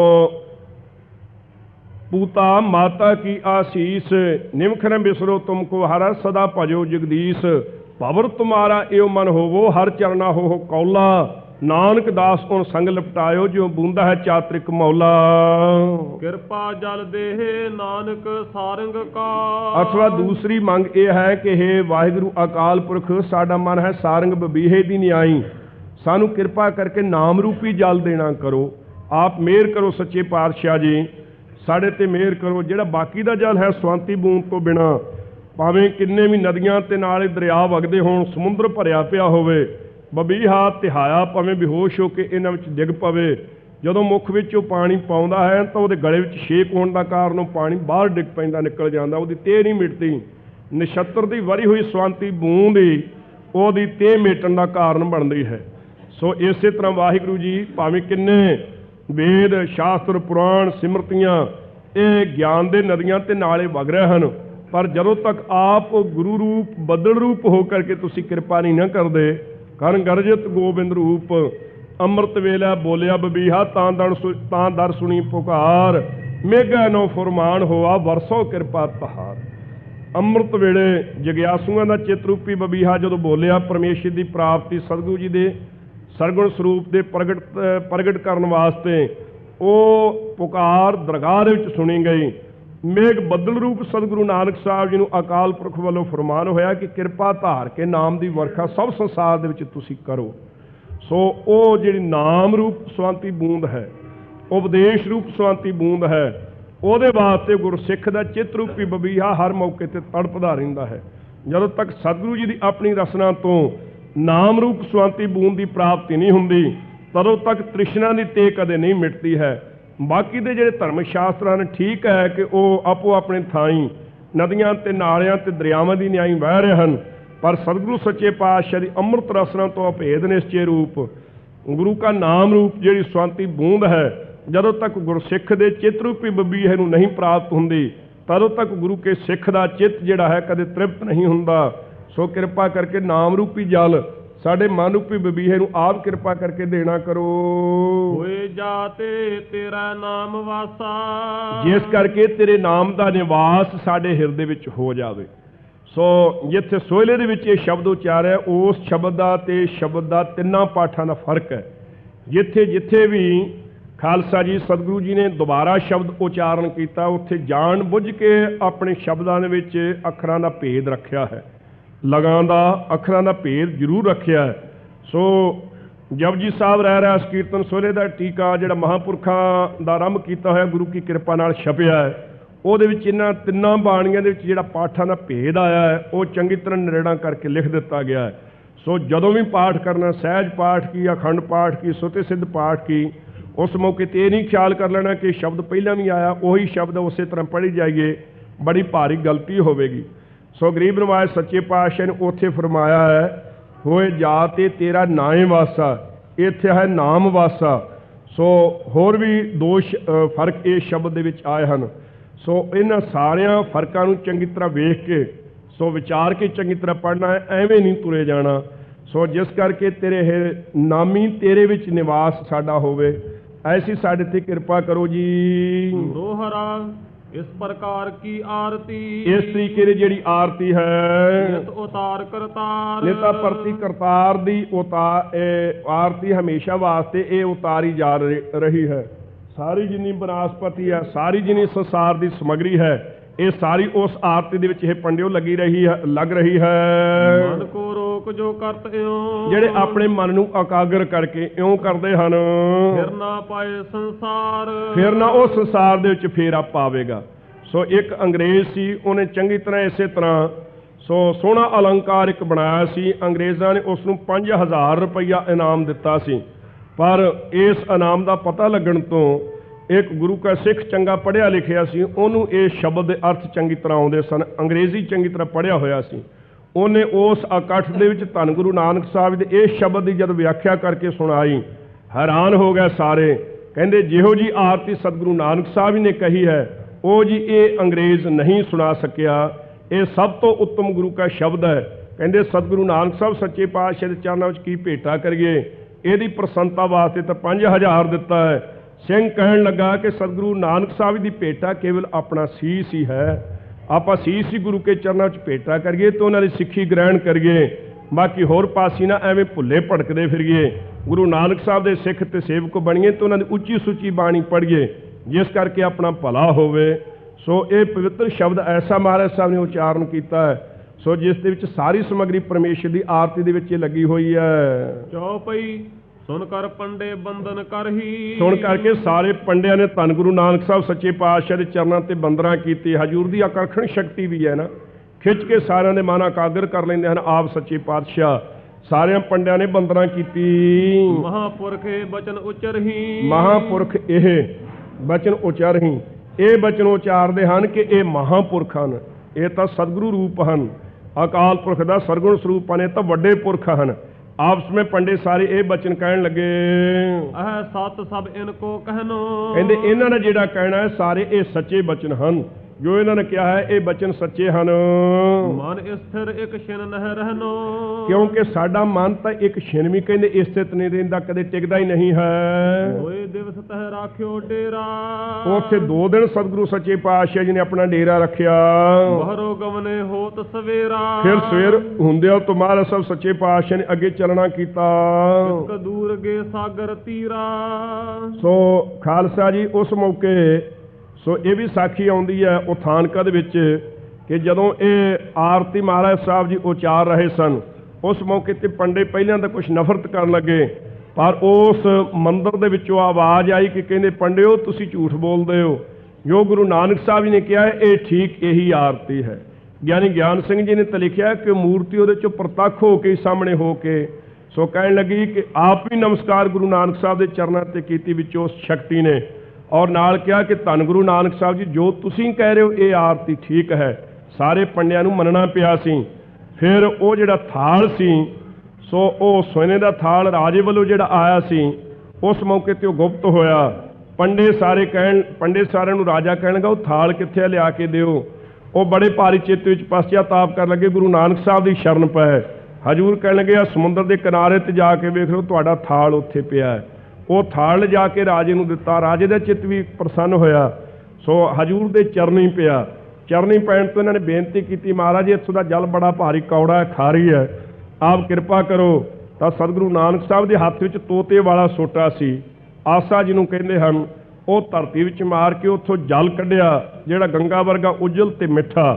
ਉਹ ਬੌਲੀ ਸਾਹਿਬ ਹੈ ਸਤਿਗੁਰੂ ਨਾਨਕ ਸਾਹਿਬ ਸੱਚੇ ਪਾਤਸ਼ਾਹ ਪਵਿੱਤਰ ਯਾਦਗਾਰ ਗੁਰਦੁਆਰਾ ਸਾਹਿਬ ਬਣਿਆ ਹੋਇਆ ਤੇ ਬੌਲੀ ਸਾਹਿਬ ਹੈ ਗੁਰੂ ਕੀ। ਬਾਕੀ ਪਾਣੀ ਕਿਤੇ ਵੀ ਹੁਣ ਤੱਕ ਐਸਾ ਮਿੱਠਾ ਨਹੀਂ ਜੈਸਾ ਉਹ ਗੁਰੂ ਨਾਨਕ ਸਾਹਿਬ ਦੇ ਪਵਿੱਤਰ ਬਚਨ ਤੇ ਕਿਰਪਾ ਨਾਲ ਬੌਲੀ ਸਾਹਿਬ ਦਾ ਜਲ ਜੈਸਾ ਸੁੰਦਰ ਮਿੱਠਾ ਹੈ, ਇਹਨਾਂ ਹੋਰ ਕਿਤੇ ਮਿੱਠਾ ਨਹੀਂ। ਰਾਜਾ ਵੀ ਫਿਰ ਗੁਰੂ ਨਾਨਕ ਸਾਹਿਬ ਦਾ ਸੇਵਕ ਬਣਿਆ। ਸਭ ਇਲਾਕੇ ਵਿੱਚ ਗੁਰਸਿੱਖੀ ਦਾ ਪ੍ਰਚਾਰ ਗੁਰੂ ਨਾਨਕ ਸਾਹਿਬ ਜੀ ਦੇ ਹੁਕਮ ਦੇ ਨਾਲ ਉਸਨੇ ਕੀਤਾ।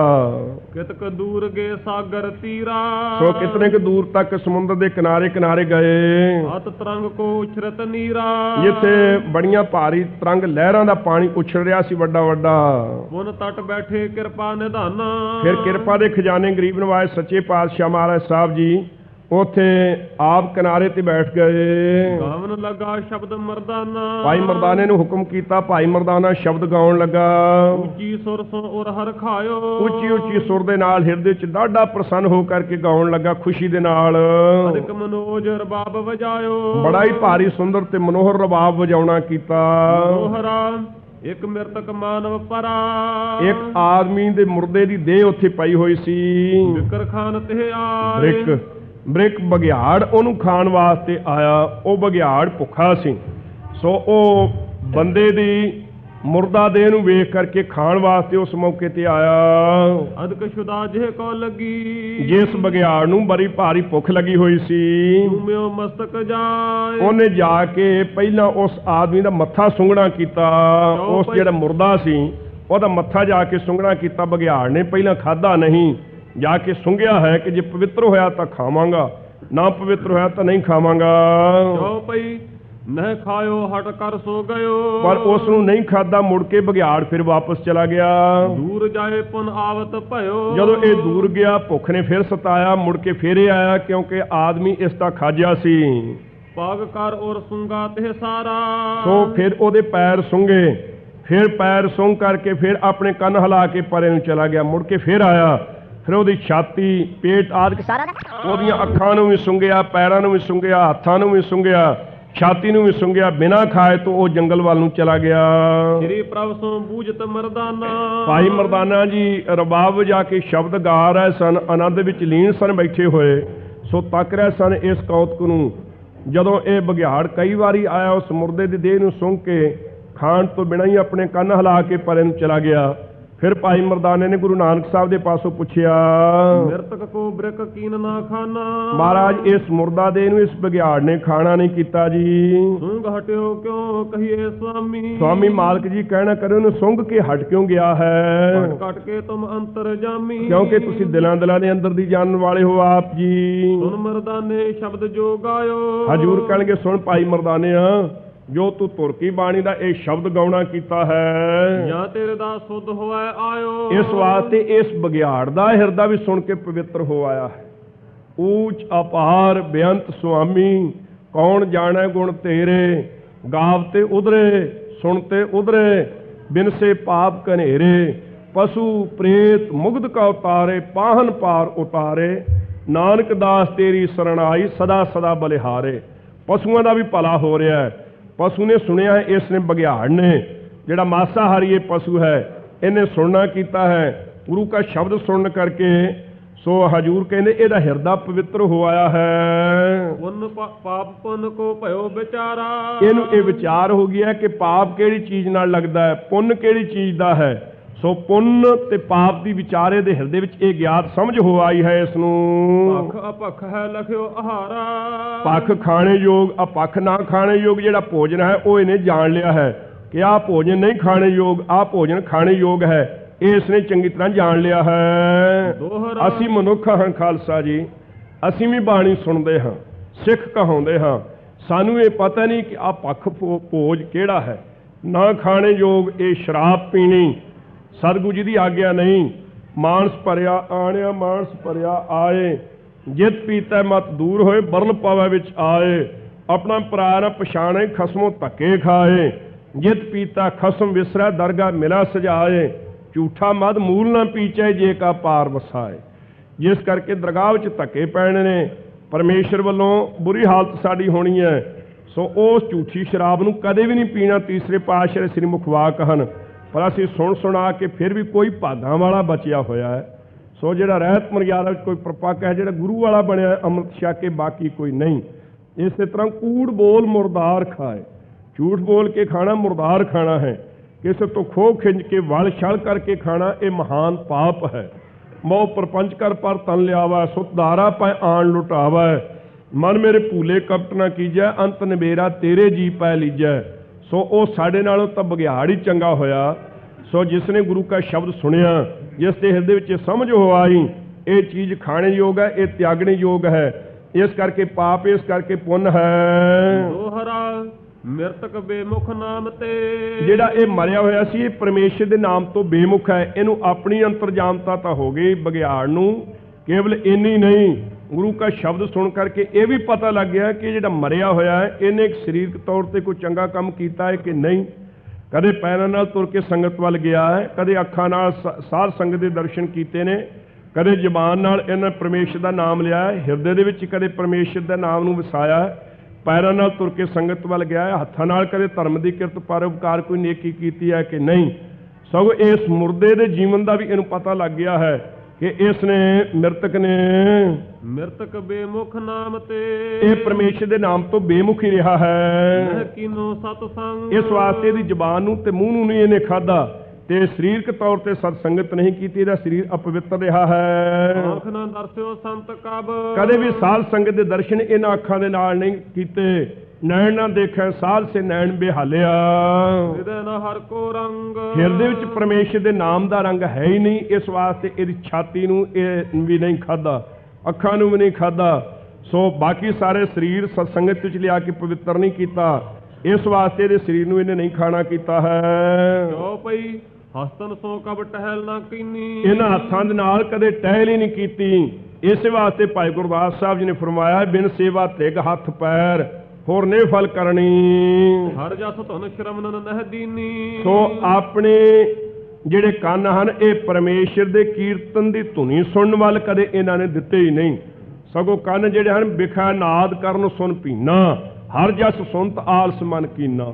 ਵਿਸ਼ੇ ਵਿਕਾਰਾਂ ਦੀਆਂ ਗੱਲਾਂ ਸੁਣ ਕੇ ਕੰਨ ਭਿੱਜ ਜਾਂਦੇ, ਰਸੀਲੇ ਹੋ ਜਾਂਦੇ ਆ, ਝੱਟ ਉਧਰ ਨੂੰ ਕੰਨ ਚਲੇ ਜਾਂਦੇ ਆ ਵਿਕਾਰਾਂ ਦੀਆਂ ਤੇ ਗੰਦੇ ਰੇਡੀਓ ਦੀਆਂ ਇਹ ਗੰਦੇ ਗਾਣੇ ਸੁਣਨ ਵਾਸਤੇ।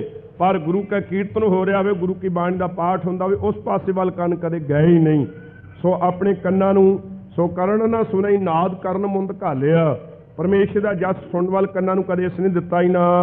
ਜਾਣੇ ਸਭੈ ਅੰਗ ਅਪਵਿੱਤ। ਇਹਨੇ ਜਾਣ ਲਿਆ ਕਿ ਸਾਰੇ ਇਹਦੇ ਅੰਗ ਅਪਵਿੱਤਰ ਹਨ। ਇਸ ਖਾਵਨ ਤੇ ਹੋਏ ਅਦੋਗਤ। ਇਸ ਨੂੰ ਖਾਣ ਤੋਂ ਮੈਂ ਹੋਰ ਵੀ ਅਦੋਗਤੀ ਨੂੰ ਜਾਵਾਂਗਾ। ਅੱਗੇ ਪਾਪਾਂ ਕਰਕੇ ਮਾਸਾਹਾਰੀ ਜਾਨਵਰ ਬਣਿਆ ਹੋਇਆ, ਜੇ ਪਾਪੀ ਦੇ ਸਰੀਰ ਨੂੰ ਖਾ ਲਿਆ ਤਾਂ ਹੋਰ ਅਧੋਗਤੀ ਨੂੰ ਜਾਵਾਂਗਾ ਮੈਂ। ਜਾਂ ਤੇ ਤਜੋ ਸੁਨੋ ਮਰਦਾਨਾ। ਇਸ ਵਾਸਤੇ ਭਾਈ ਮਰਦਾਨਾ ਜੀ ਸੁਣੋ, ਇਹਨੇ ਛੱਡ ਦਿੱਤਾ ਇਸ ਦੇ ਤਾਂ ਹੀ। ਬਿਨਾ ਨਾਮ ਕਬ ਨਹਿ ਕਲਿਆਣਾ। ਬਿਨਾ ਨਾਮ ਤੋਂ ਕਦੇ ਵੀ ਕਿਸੇ ਦੀ ਕਲਿਆਣ ਨਹੀਂ ਹੋਣੀ ਹੈ। ਨਿਸਫਲ ਨਰ ਸਰੀਰ ਹੈ ਸੋਈ। ਉਸ ਮਨੁੱਖ ਦਾ ਸਰੀਰ ਨਿਸਫਲ ਹੈ ਜਿਨ ਕਬਹੂ ਸਤ ਸੰਗ ਨਾ ਜੋਈ। ਜਿਨ੍ਹਾਂ ਨੇ ਕਦੇ ਵੀ ਸਾਧ ਸੰਗਤ ਦੇ ਦਰਸ਼ਨ ਵੇਖੇ ਨਹੀਂ, ਕਦੇ ਸੰਗਤ ਵਿੱਚ ਚੱਲ ਕੇ ਆਏ ਨਹੀਂ ਹਨ। ਨਾਮ ਜਪਨ ਨਰ ਜਗ ਮੈਂ ਆਇਓ। ਕਿਉਂਕਿ ਸੰਸਾਰ ਵਿੱਚ ਆਦਮੀ ਆਇਆ ਹੀ ਪਰਮੇਸ਼ਰ ਦਾ ਸਿਮਰਨ ਭਜਨ ਕਰਨ ਵਾਸਤੇ ਹੈ। ਭਈ ਪ੍ਰਾਪਤ ਮਾਨਕ ਦੇਵਰੀਆ ਗੋਬਿੰਦ ਮਿਲਣ ਕੀਏ ਤੇਰੀ ਬਰੀਆ। ਅਵਰ ਕਾਜ ਤੇਰਾ ਕਿਤਨਾ ਕਾਮ ਮਿਲ ਸਾਧ ਸੰਗਤ ਭਜ ਕੇਵਲ ਨਾਮ। ਭੁੱਲਿਓ ਤਾਹੇ ਵਿਸ਼ੈ ਲਪਟਾਇਓ। ਪਰ ਉਸ ਪਰਮੇਸ਼ਰ ਦੇ ਨਾਮ ਨੂੰ ਇਹ ਤਾਂ ਭੁੱਲ ਕਰਕੇ ਵਿਸ਼ੇ ਵਿਕਾਰਾਂ ਵਿੱਚ ਹੀ ਫਸ ਗਿਆ, ਲਪਟ ਗਿਆ। ਸੁਣ ਕੈ ਨਮੋ ਕੀਨ ਮਰਦਾਨੇ ਸੁਣ ਕਰਕੇ ਭਾਈ ਮਰਦਾਨੇ ਨੇ ਨਮਸਕਾਰ ਕੀਤੀ। ਧੰਨ ਪ੍ਰਭੂ ਸੱਚ ਕਰਤ ਬਖਾਨੇ ਧੰਨ ਹੋ ਸਤਿਗੁਰੂ ਸੱਚੇ ਪਾਤਸ਼ਾਹ ਮਹਾਰਾਜ ਸਾਹਿਬ, ਤੁਸੀਂ ਸੱਚਾ ਬਚਨ ਕਹਿ ਰਹੇ ਹੋ। ਧੰਨ ਸਤਿਗੁਰੂ ਜੀ, ਤੁਸੀਂ ਧੰਨ ਤੁਹਾਡੀ ਬਾਣੀ, ਧੰਨ ਤੁਹਾਡਾ ਕੀਰਤਨ, ਕੀਰਤਨ ਨਿਰਮੋਲ ਹੀਰਾ, ਆਨੰਦ ਗੁਣੀ ਗਹੀਰਾ। ਧੰਨ ਹੋ ਸੱਚੇ ਪਾਤਸ਼ਾਹ। ਤਾਈਂ ਹਜੂਰ ਦੇ ਬਾਰੇ ਸ੍ਰੀ ਮੁਖਵਾਕ ਹਨ ਸਤਿਗੁਰੂ ਜੀ ਵੱਲੋਂ, ਮੈਂ ਮੂਰਖ ਕੀ ਕੇਤਕ ਬਾਤ ਹੈ, ਕੋਟ ਪਰਾਧੀ ਤਰਿਆਰੇ। ਗੁਰੂ ਨਾਨਕ ਜਿਨ ਸੁਣਿਆ ਪੇਖਿਆ, ਸੇ ਫਿਰ ਗਰਭਾਸ ਨਾ ਪਰਿਆਰੇ। ਆਪਾਂ ਵੀ ਗੁਰੂ ਕੀ ਸੰਗਤ ਵਿੱਚ ਜੁੜਿਆ ਕਰੀਏ, ਗੁਰੂ ਕੇ ਕਥਾ ਕੀਰਤਨ ਸੁਣਿਆ ਕਰੀਏ, ਬਾਣੀ ਪੜ੍ਹਿਆ ਕਰੀਏ, ਅੰਮ੍ਰਿਤ ਛਕੀਏ, ਕੁਰੀਤੀਆਂ ਛੱਡੀਏ, ਨਾ ਖਾਣ ਯੋਗ ਚੀਜ਼ਾਂ ਦਾ ਤਿਆਗ ਕਰੀਏ, ਆਪਣੇ ਨੇਤਰਾਂ ਨੂੰ ਗੁਰੂ ਕੇ ਦਰਸ਼ਨ ਕਰਕੇ ਸਫਲੇ ਕਰੀਏ, ਹੱਥਾਂ ਨਾਲ ਧਰਮ ਦੀ ਕਿਰਤ ਵੰਡ ਕੇ ਛਕੀਏ, ਜਿਸ ਕਰਕੇ ਸਾਡਾ ਵੀ ਲੋਕ ਪਰਲੋਕ ਦੇ ਵਿੱਚ ਭਲਾ ਸਤਿਗੁਰੂ ਸੱਚੇ ਪਾਤਸ਼ਾਹ ਜੀ ਕਰਨ। 2 ਤਰੀਕ ਵਾਲੇ ਦਿਨ ਇੱਥੇ ਅੰਮ੍ਰਿਤ ਪ੍ਰਚਾਰ ਹੋ ਰਿਹਾ ਹੈ, ਸੋ ਭਾਗਾਂ ਵਾਲਿਓ ਗੁਰੂ ਕਾ ਅੰਮ੍ਰਿਤ ਛਕੋ, ਨਹੀਂ ਤਾਂ ਸਾਡੀ ਮੁਰਦਾ ਦੇਹ ਨੂੰ 12 ਯੋਜਨ ਛਤਰ ਚਲਾ ਥਾ, ਦੇਹੀ ਗਿਰਜ ਨਾ ਖਾਈ। 12 ਯੋਜਨ 48 ਕੋਹ ਜਿਨ੍ਹਾਂ ਦੇ ਸਿਰਾਂ ਦੇ ਉੱਪਰ ਰਾਜੇ ਛਤਰ ਲੈ ਕੇ ਖੜੇ ਹੁੰਦੇ ਸਨ, ਜਿੱਦ ਨੂੰ ਜਾਣਾ ਹੁੰਦਾ ਸੀ।